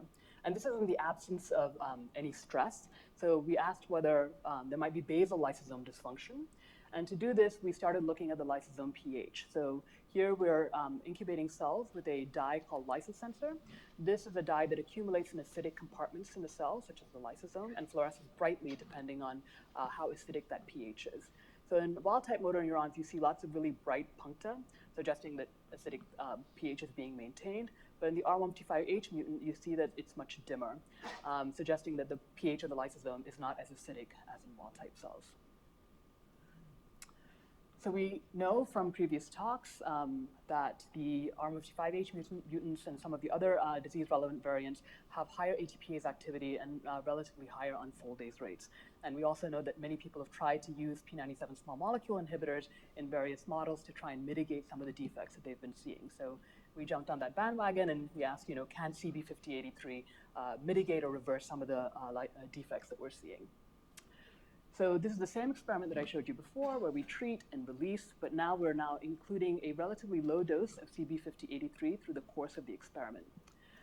So if you look at galectin puncta, you can see that in wild-type and mutant cells, you form galectin-8 positive puncta, suggesting damaged lysosomes. When we release these cells into LOMI-free media that contain CB5083, the wild-type cells clear them just fine. So CB treatment doesn't seem to inhibit the process of lysophagy in wild-type cells. And what was pretty striking was now in mutant cells, where we previously saw these galectin-8 positive puncta, the inclusion of CB5083 in these experiments allowed these mutant cells to clear these damaged lysosomes as effectively as wild-type. And that's shown here. So that's the quantification. So we looked at the lysosome pH as well using lysosensor D&D, and you can see that the diminished fluorescence that we see in the mutant motor neurons suggesting elevated pH can now be rescued back to wild-type levels by the inclusion of the P97 small molecule inhibitor. I didn't mention this data previously, but we showed that LOMI treatment sensitizes P97 motor neurons, and you see increased cell death. And again, when we have the CB5083 in these cells, we no longer see this sort of sensitivity to LOMI, and the cells are relatively resistant to this drug treatment. So, I know there's a big debate on whether these small molecules can actually be used in the treatment of MSP1, but I will say that this is very dose dependent, so there's probably a very small window of opportunity here. So at the dose that we've been using, we can see that CB treatment rescues this lysophagy defect. However, when we increase the dose to doses approaching what we normally use in vitro cell culture, we can see that we can no longer see this rescue effect. So now the mutant motor neurons are still not able to clear, and in fact, even the wild-type cells have defects in lysophagy. So low doses seem to help, but higher doses are definitely detrimental, which goes in line with previous studies that show that P97 inhibition actually exacerbates lysophagy. So the model that we have is very similar to what Hemmo has previously proposed, that in response to lysosomal damage, you have this recruitment of this P97 elder complex to process ubiquitin-modified substrates on the lysosome membrane, which allows these damaged lysosomes to get degraded by healthy lysosomes. And when we have these mutations that cause MSP1, you perturb the ability of P97 to form this elder complex, which sort of puts a brake on this process and causes the persistence of these damaged lysosomes, which we think is ultimately detrimental to the viability of these motor neurons. So the things that we're currently working on right now is really trying to understand why we have this basal sort of lysosome dysfunction that we're seeing in cells. So our cells are currently being edited to include, to tag a lysosome membrane protein with an epitope tag so we can purify lysosomes and perform proteomics to understand how these lysosomes change. We're really, sort of going back to this idea of whether we can use P97 inhibitors. I think sort of what we're thinking about is, rather than targeting P97 itself, once you uncover these sort of vulnerabilities, can you actually target those pathways instead? And will that be a more efficient way of targeting these diseases? So maybe identifying agents that restore lysosomal function would be more beneficial in the case of MSP1. And then obviously genetic background matters a lot. We found that out the hard way. We're really excited for the new iPSC lines that CureVCP is generating to sort of put them through the paces and see if we can see similar lysosome dysfunction signatures across cell lines, or if we actually uncover something new, which would probably make things more complicated. Okay, so I also mentioned that we're looking at the skeletal myocytes. This project is sort of still in its infancy, but I'll just show you two pieces of data. So we've done the proteomics on the skeletal myocytes only from the patient lines. And these are the sort of gene ontology terms that pop up. And no surprise, we find mitochondria and lysosomes. So it seems like these two organelles are definitely being impacted in the skeletal myocytes from these patients. And if you just look at the sort of overlay mitochondrial lysosome proteins on this volcano plot, you can see that lysosome proteins are generally diminished in our patient line, whereas the mitochondrial proteins seem to be more enriched. And this is actually quite distinct from the phenotype that we saw in our COLF2.1 motor neurons, where we saw that mitochondrial proteins were depleted. So again, this is very early stage data. We need to do a lot more to try and understand this better, but hopefully next time we have this meeting, we'll have more to share. So with that, I would like to thank you all for your attention. I'd like to thank everyone in my lab, particularly Jacob, who did all the motor neuron work, and then Krista, who's continuing with the skeletal myocyte project. Collaborators, Steve Gigi and Joao, who helped us with the proteomics. Chris for generously providing us with the patient lines. The EFIS was done in collaboration with Jamie McGuire at Tufts, and then the Indie Initiative for giving us the F2.1 cells. So I'm happy to answer questions. Thank you.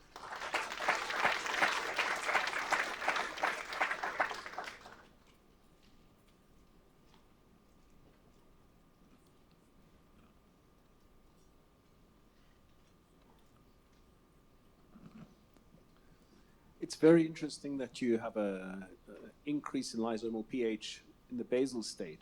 What do you think is going on? No clue. I really don't know. We're not sure, so this is why we think doing something like the organelle purification and looking at lysosome function itself might be important. It's possible that the vacuolar ATPase is being messed up, and that's what's changing the pH, but we really don't know. And I think this is what we need to sort of systematically look at how this lysosome dysfunction is happening, because I think that's something that's not been shown before, that these mutations cause basal defects in the lysosome. We don't know.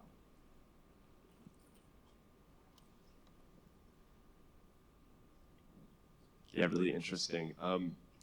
Maybe this is a bit more of a comment than a question, but I really appreciate you doing the different doses of CD53 to explore the potential restorative effects. And I would just maybe suggest that we all look at a more detailed dose response or a serial dilution of these inhibitors as we're doing studies, because dose is everything. Yeah, and we have not deeply characterized dose responses in these motor neurons. We just decided to go tenfold lower than what we normally use in a HeLa cell line. So by no means were we, being very intentional about that dose. We just wanted to see whether a low dose was, we needed to keep it in for the duration of that experiment as well. So we can't go in with a high dose to begin with. But yeah, I agree. I think it's a very small. Well, and I think that low dose was still 1 micromolar, which is above the cellular EC50. Yeah, it is pretty. It is pretty high. It's not low. No, it's not low. So it'd be interesting to see what happens as you titrate it down below. Further. Yeah. Oh, just quick question. Do you know if India has made the revertant cell line for 155H? They're in the process of making it. I'm not sure. I mean, they have a website now where you can go in and get those cells. Yeah, I'm not sure if that's available yet. Yeah. What's that? They have the 159 available, but not the 558. Yeah. There's something going on about the 155H. We can talk about that later. Yeah, why that's not available yet. Yeah. In the first part of your presentation where you saw the mitochondrial effect, I might have misinterpreted this, but it looked to me like in the variant cell line that the mitochondria were actually longer. Yeah, and when we've quantified that, there does seem to be, there was no statistical significance, but yes, if you look at the mitochondria, they do look a little bit longer in the neurites, so more fused perhaps. We haven't explored that in greater detail just because we never saw the mitochondrial phenotype in the patient line, but it was something that we noticed, but it wasn't statistically significant. You didn't look at mitofusin or any of the fission proteins? Yeah, I mean, P97 is known to be involved in degradation of the mitofusins, right? So it's possible. No, but we didn't look. Okay, there's one last question, I think. Yeah, so we spoke a little bit yesterday, and we are sort of observing some of the same things in our primary fibroblasts, where there is this excess accumulation of lysosomes in our digenic mutant. We're also seeing some potential mislocalization of the lysosome. So they tend to appear more perinuclear. And because neurons are these very long extended cell types, trafficking of lysosomes is going to be very important more to the peripheral ends of it. Are you planning on looking at lysosomal trafficking and distribution? We did do that. We did live cell imaging and tracked these lysosomes in the neurites, and the mutants had a slightly slower or more stalled lysosomes than the wild type. But again, I think we just need more numbers to sort of to nail that down. It wasn't something that we ended up publishing, but it was something that we noted that in preliminary studies that there was this sort of like stalling of lysosomes in the neurites. Thank you. I have one last question. Yeah. Can you precise the time of incubation of the inhibitor, the CB, that you used on the cells? How long? Yeah. It was about 24 hours. Yeah. Thanks. Okay, if there's no further question, thank you, Mali. Excellent talk. I have some notes.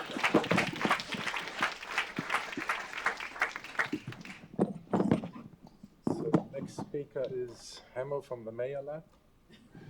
I will continue the same topic.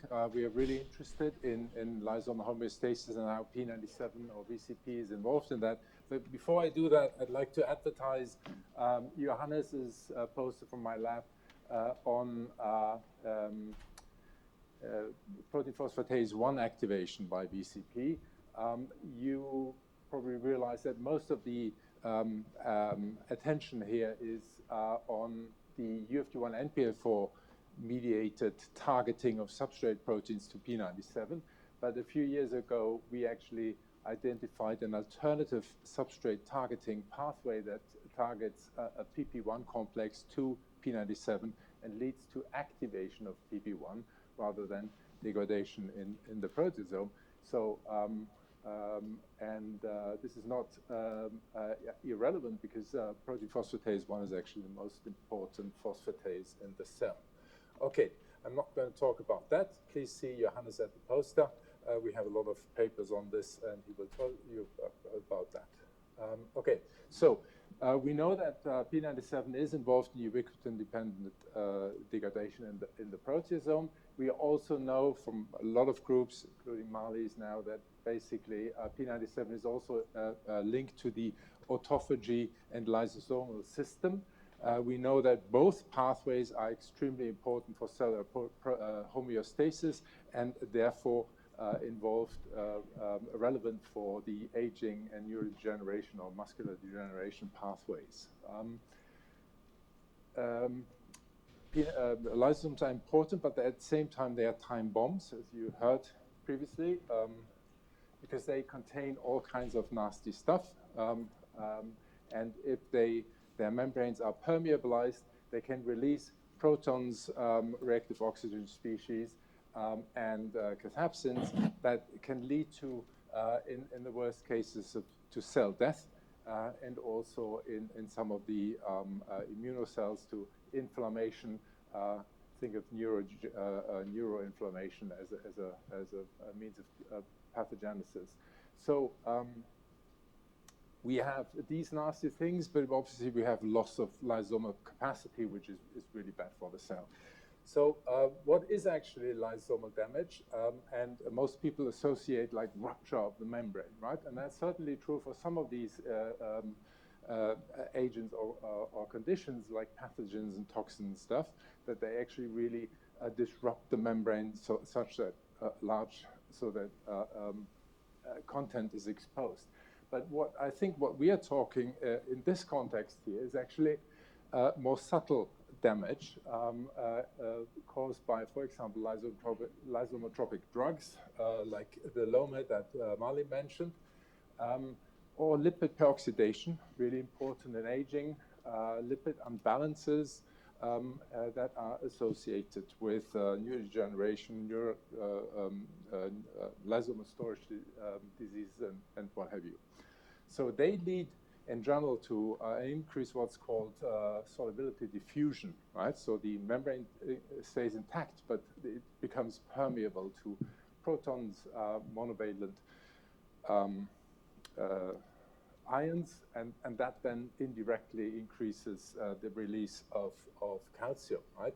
And then only later you have toroidal pores that allow scrambling of lipids, and possibly you also have, in some conditions, you have actually osmotic bursts, right? But that's essentially my point, that the membrane itself may stay intact, and still the lysosomes are dysfunctional and problematic for the cell, right? So you heard already that what we found is that P97 is important. So actually the cell has developed a particular endolysomal damage response that starts with attempts to repair the membrane, right? So we have the escort pathways, and we have several other pathways that try to repair the membrane. If that fails, these lysosomes are ubiquitinated, and the ubiquitin attracts autophagy receptors that then promote phagophore formation. We also know that P97 is important for this process. And we worked out the mechanism by looking at, so we thought that's the most important, obviously, that the transition point here, the ubiquitination. So what is actually ubiquitinated? And we had we're having a fantastic collaboration with Christian Behren's lab in Munich.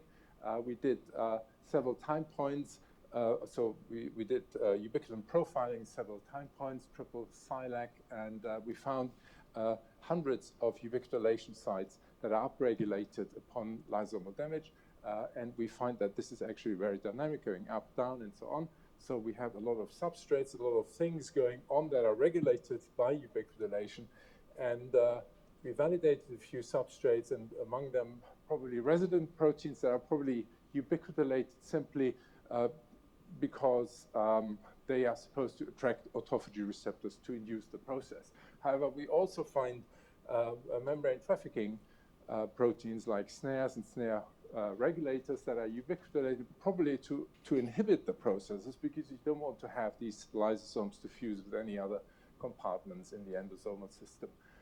And third, we actually found, or we picked one protein, which is called CNN2 or calponin-2, that is heavily ubiquitinated. We became interested in that because calponin is actually an actin regulator and hadn't been linked to the lysosomes at all.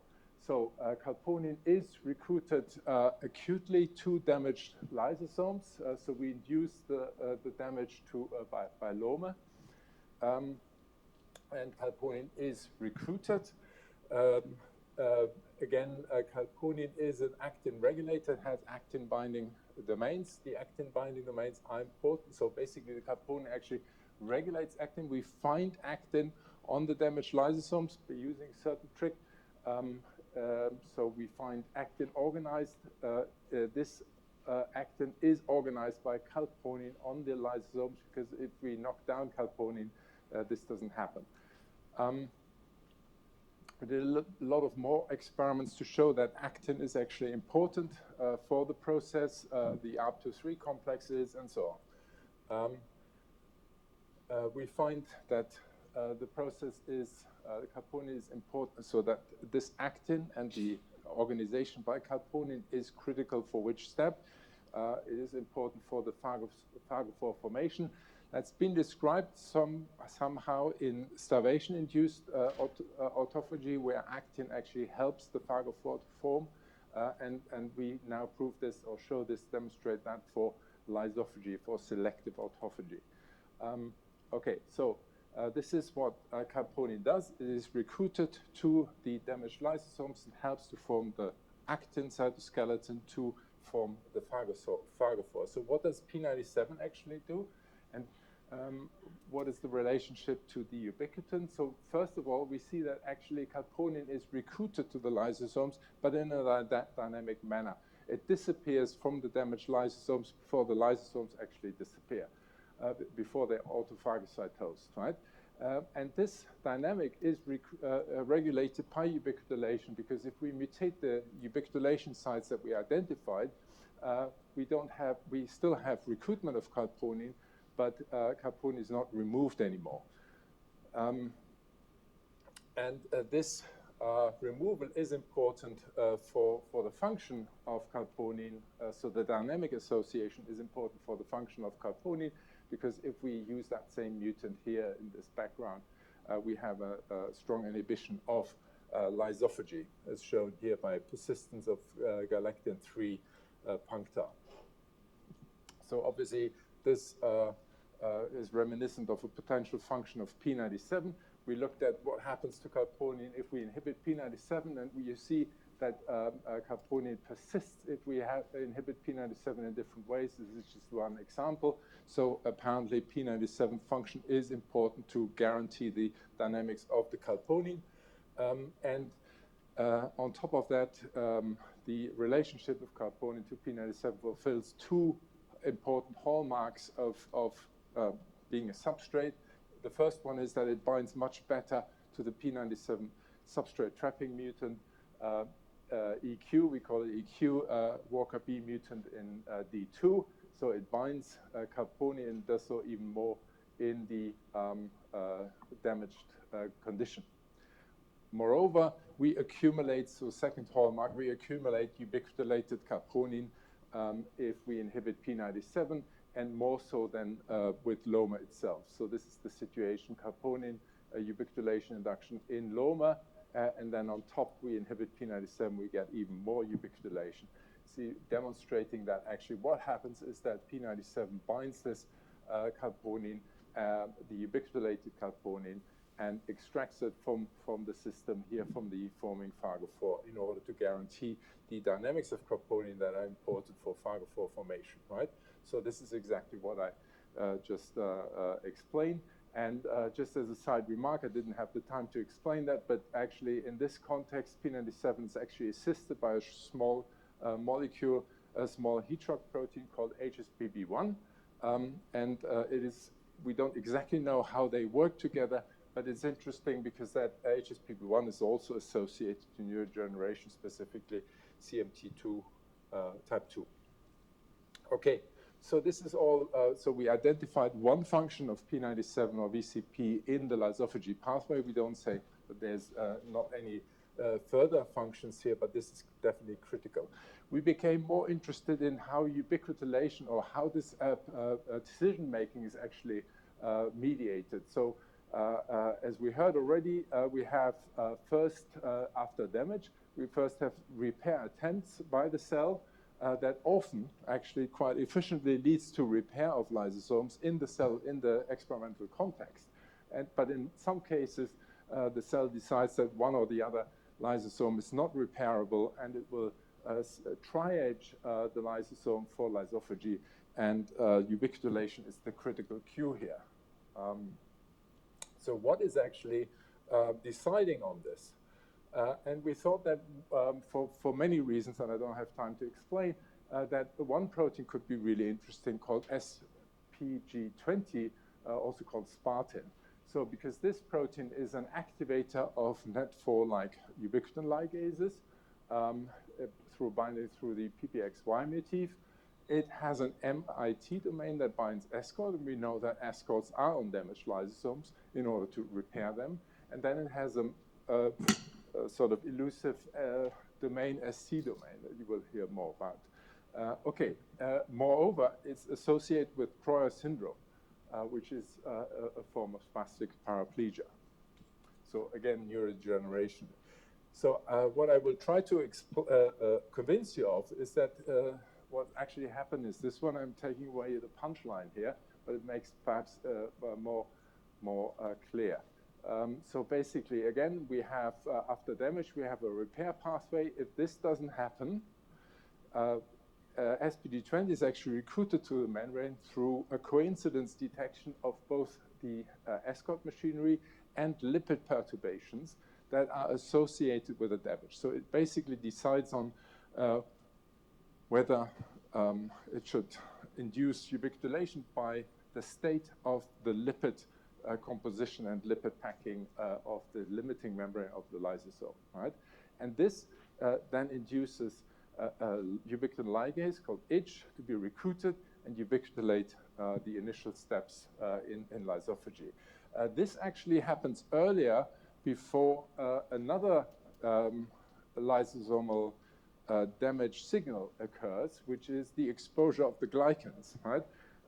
This is an important and very strong signal to induce lysophagy, but it requires the disintegration of the membrane. So our point is that what we actually have is a pathway that sees lysosomal damage before actually the major problem occurred, right? And actually it also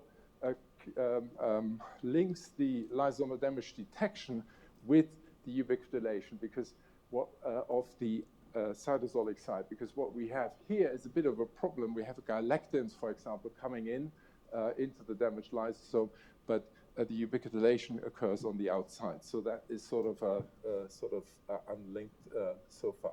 Okay, so how did we get to that model here?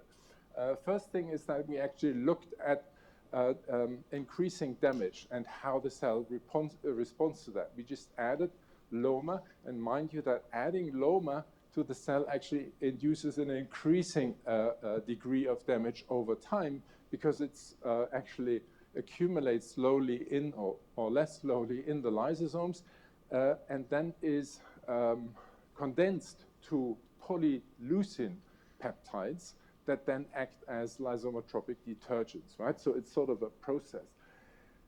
If we do that, what we see is that escort machinery, EST1, is recruited very quickly to the damaged lysosome, right? Within a minute, EST1 is there, and that's consistent with loss of protons inducing calcium release and recruitment of IST1. The galactans, which is that response to that other very strong damage signal, are actually recruited in a very late time point here.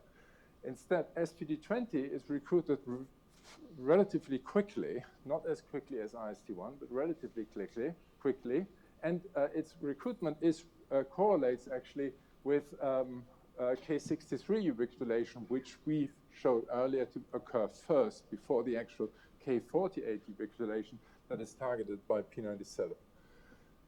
Again, this is basically, we think we have a detection system here on the cytosolic side that is recruited before the membranes actually disintegrate and expose the glycans. Okay, so was really exciting is when we looked at, so basically the triage point of repair and lysophagy. So in this setting, we have lysocell imaging here where we have lysotracker. The cells are marked with lysotracker, so we see intact lysosomes. And they also express SPD20. If we give a short, strong pulse of LOMA, we lose that lysotracker signal because all of the lysosomes are neutralized. Right? Then after 30 minutes, we actually have some of the lysosomes, actually quite considerable number, being recovered, as we see here from lysotracker, because lysotracker lights up, right? So these are repaired.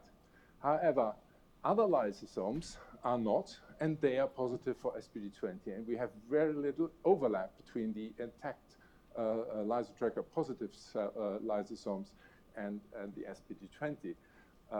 The SPD20 positive lysosomes are then also correlate with recruitment of optineurin, one of these autophagy receptors. So really indicating that the SPD20 lysosomes, positive lysosomes, are directed into lysophagy. They are doomed, right? So the triaging has occurred.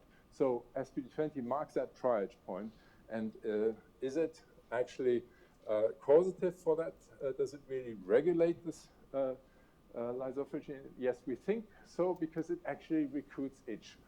I told you that SPD20 can bind through this motif here, and that for like ubiquitin ligases, we screened them all. Actually, I don't show you data. We identified itch to be important for lysophagy, and then we found that actually SPD20 binds to itch. So these are pull-down experiments. It does so also under normal conditions, control conditions, but more so if we treat the cells with Loma, damage the lysosomes, and this is completely dependent on that interaction of that motif, right? Importantly, itch is activated here, seen by autoubiquitination. We know it's autoubiquitination in experiments that we don't show you. So this is autoubiquitination that we see that is induced by Loma, itch autoubiquitination. And this autoubiquitination, this increase in autoubiquitination, is dependent on SPD20. Saying that SPD20 actually mediates the damage-induced activation by Loma, and also mediates the recruitment of itch. As you see here, itch is recruited upon Loma, and that is dependent on SPD20. So itch is indeed critical for ubiquitination. You see that here. We have this massive K63 ubiquitination after damage. That is dependent on itch. We can restore it with a wild-type itch in knockout cells, but not with a catalytic inactive mutant, right? SPD20 is also critical for K63 ubiquitination. So we have a lot of data to characterize that this actually leads to autophagy. I'm just showing you two sets of data. One is actually the coalescence of LC3 on the damaged lysosome. This is inhibited, as we would expect, because we have K63 not present and autophagy receptors not present. So then that also doesn't recruit the LC3. So this is the order of events. So yes, we have LC3 in control cells, but not in SPD20 or itch knockout cells. We also tested a new really cool assay here where we actually have a pH-sensitive fluorescent protein called MCAMA that we put on the outside, right? So this is a much better assay than the GAL3 clearance assay that I showed you, because GAL3 can also be cleared by repair of lysosomes. GAL3 go in, and if lysosomes are repaired, GAL3 is removed. This one here is specific for lysophagy because you have damage. If this is repaired, the pH doesn't change, right, for the MCAMA. However, if this structure here, the damaged lysosomes, is packaged into autophagosomes and then in autolysosomes, the pH is reduced, and we can detect that with this pH-sensitive fluorescent protein, right? And indeed, what we see here is that under normal conditions, we have this acidification. Actually, this is most prominent by the reduction of the green signal, right? But then under SPD20 and itch knockout or compromised conditions, we have a significant reduction of this acidification, clearly showing that we have a defect in lysophagy or autophagy of the lysosomes, right? Okay, now, so how does SPD20 actually see the damaged lysosomes? How do they sense damaged lysosomes, right? I mentioned the MIT domain that binds to IST1. IST1 is on damaged lysosomes, and we see that SPD20 actually sees the IST1. It binds to IST1 specifically in the damaged condition, and that's dependent on the MIT domain, right? So clearly, SPD20 sees IST1 in the damaged situation. However, the recruitment is not so, it's only slightly dependent on IST1, so on the MIT domain, indicating that that's not the full story, right? So we became interested in the SC domain. What does the SC domain do, right?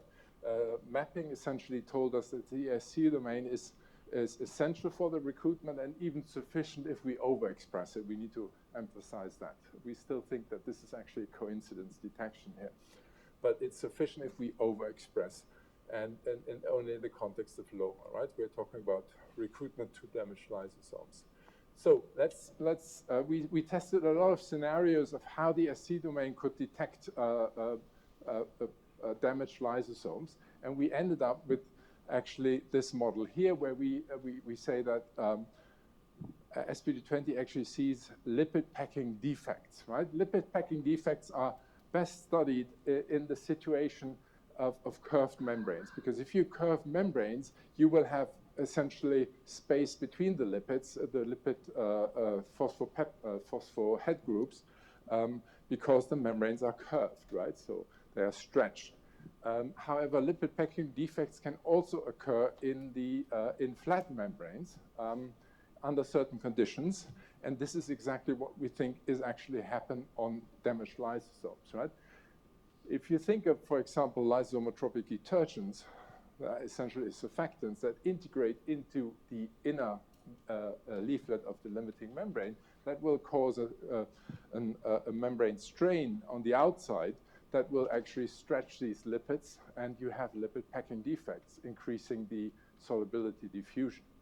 Importantly, and very relevant, lipid peroxidation causes lipid packing defects, right? Because if you have peroxidation of one of the two lipid acyl chains, right? These acyl chains need to go to the water phase, and that requires more space, right?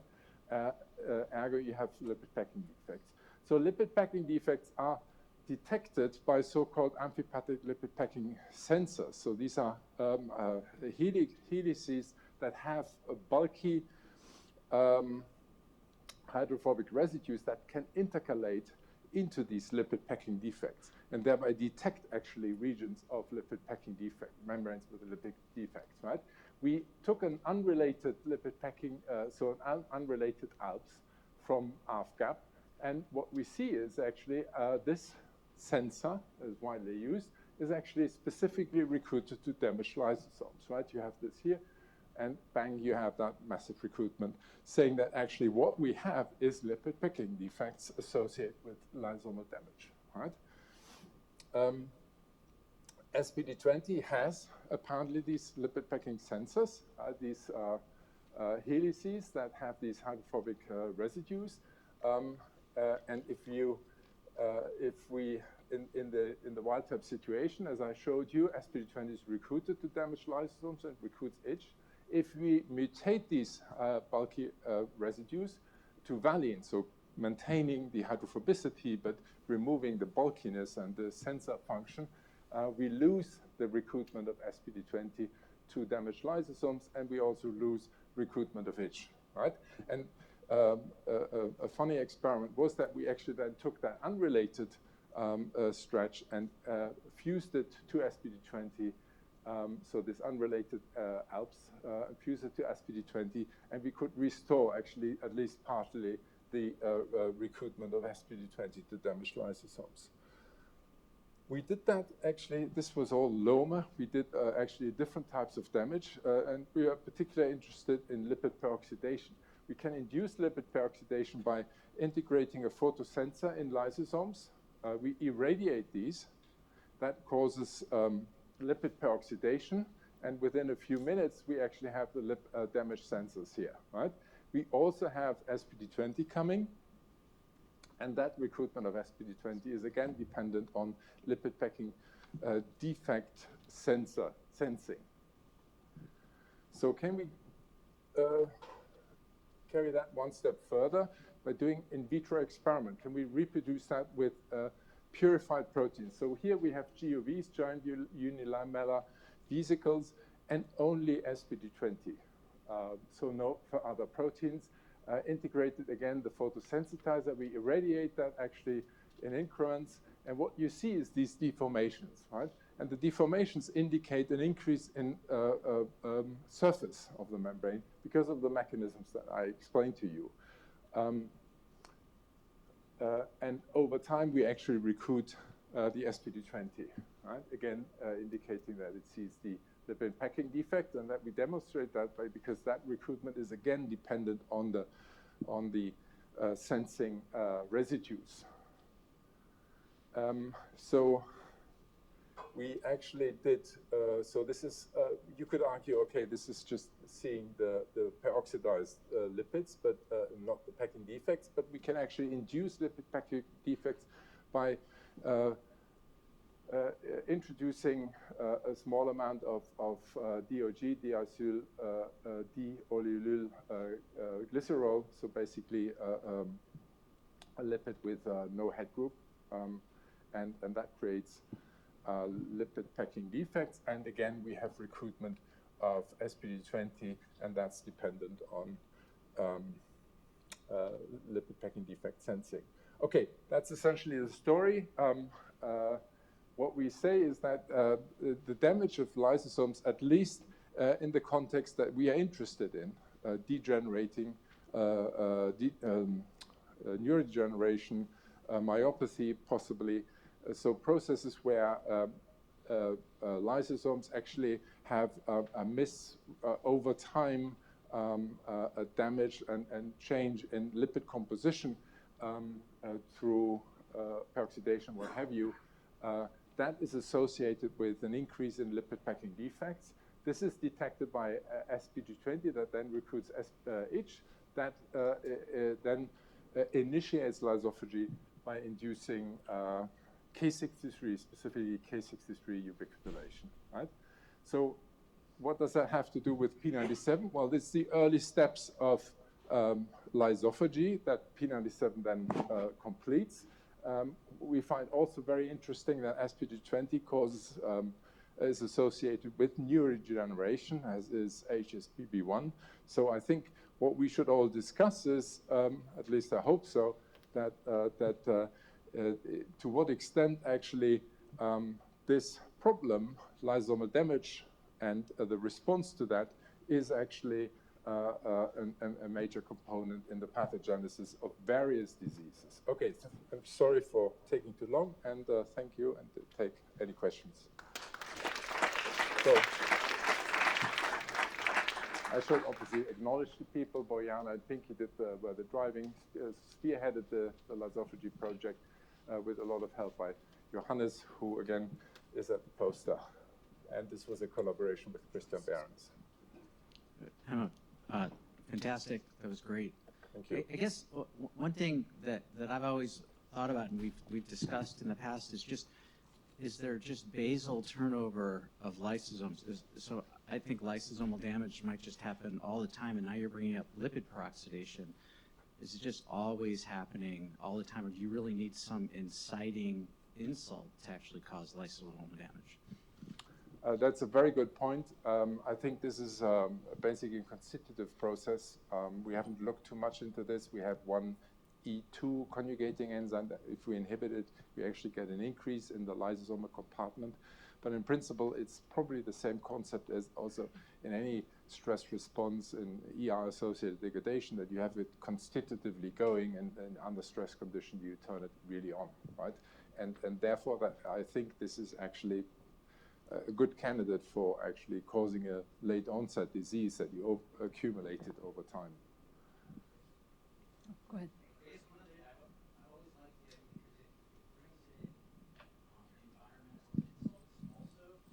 I think we talk a lot about why do we have penetrance of some of these disorders and why, and so I think it also brings in the idea of, you know, toxins and environmental insults and things of that nature that could help, you know, exacerbate or trigger or create onset of some of these diseases.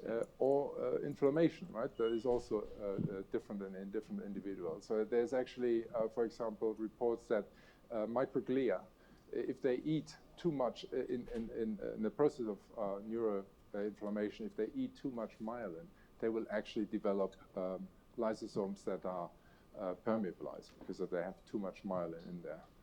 Yeah, Mali. I think Mali was first. Yeah, Hemmo, really beautiful talk. I'm curious about your model where you have escort still remaining on the lysosomal membrane even when that ubiquitin is being added to substrates. Does escort stay on, or I always thought it would come off? Yeah, well, we have some IST1 actually persists pretty long, and we actually looked at what is ubiquitinated by itch on the damaged lysosomes, and IST1 is a major factor. Other escort proteins also, even escort 0, which we don't quite understand. But we think that, I mean, this is sort of a concept here that we don't make a decision in the beginning whether we want to repair or destruct, but that the repair is always the default.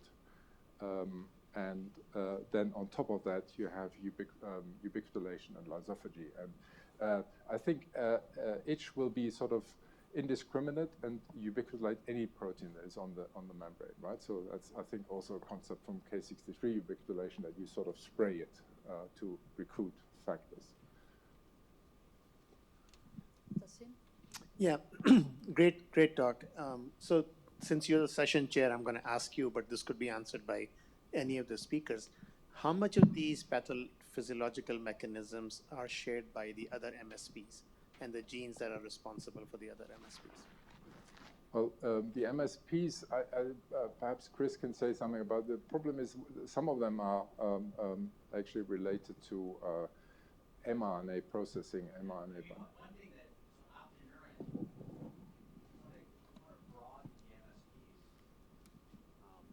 So optineurin causes ALS and also causes Paget's disease. It's never been implicated in a myopathy, but so I mean, I think I don't know the answer to Sean's question, but it would be worth looking at lysosomal membrane. Yeah. So my question specifically was for lysosomal dysfunction. I mean, so yes, there are differences between the MSPs, but is the ultimate end result always lysosomal dysfunction, or other novel mechanisms for some of the other MSPs? I don't know that. I see it more broadly, and that we have, I mean, CMT, for example, we have spastic paraplegia, ALS, right? And again, we have also these RNA binding proteins that cause these diseases, or at least ALS and frontotemporal dementia. I don't know how to connect them. I mean, there is actually a connection between stress granules now and lysosomal damage. There was a recent Nature paper. So even that could be connected, although it has been considered as two different pathways. So this is, but this is exactly the question that we should address, if you ask. I will say that sequestosome does show lysosomal accumulation. So we showed that in my poster there. But my question is more related to the osteoclasts in Paget's disease of bone. So if there's this failure to clear away the lysosomes, do you think the osteoclasts are exocytosing them as a means of clearing them away? And do you think that that's possibly contributing to the pathology there? That I don't know. I mean, I would have expected the opposite effect because osteoclasts, they must have functional lysosomes, generate them first to then exocytose them. That's what at least I understand what it is. So I don't know that. It could be that there is some sort of defect that leads to increased lysosomal exocytosis. But what I definitely think is that too little research is done on that, on the Paget's disease of bone mechanism and osteoclasts. So we don't do anything on that.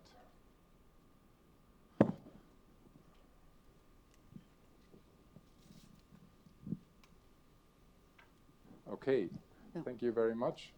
Well, if it's, yeah, thank you so much for this session. And all the speakers of the session.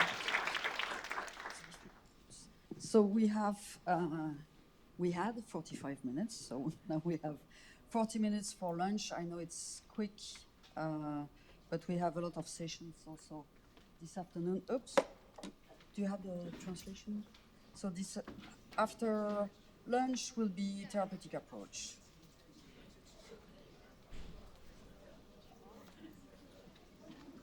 Lunch is just outside.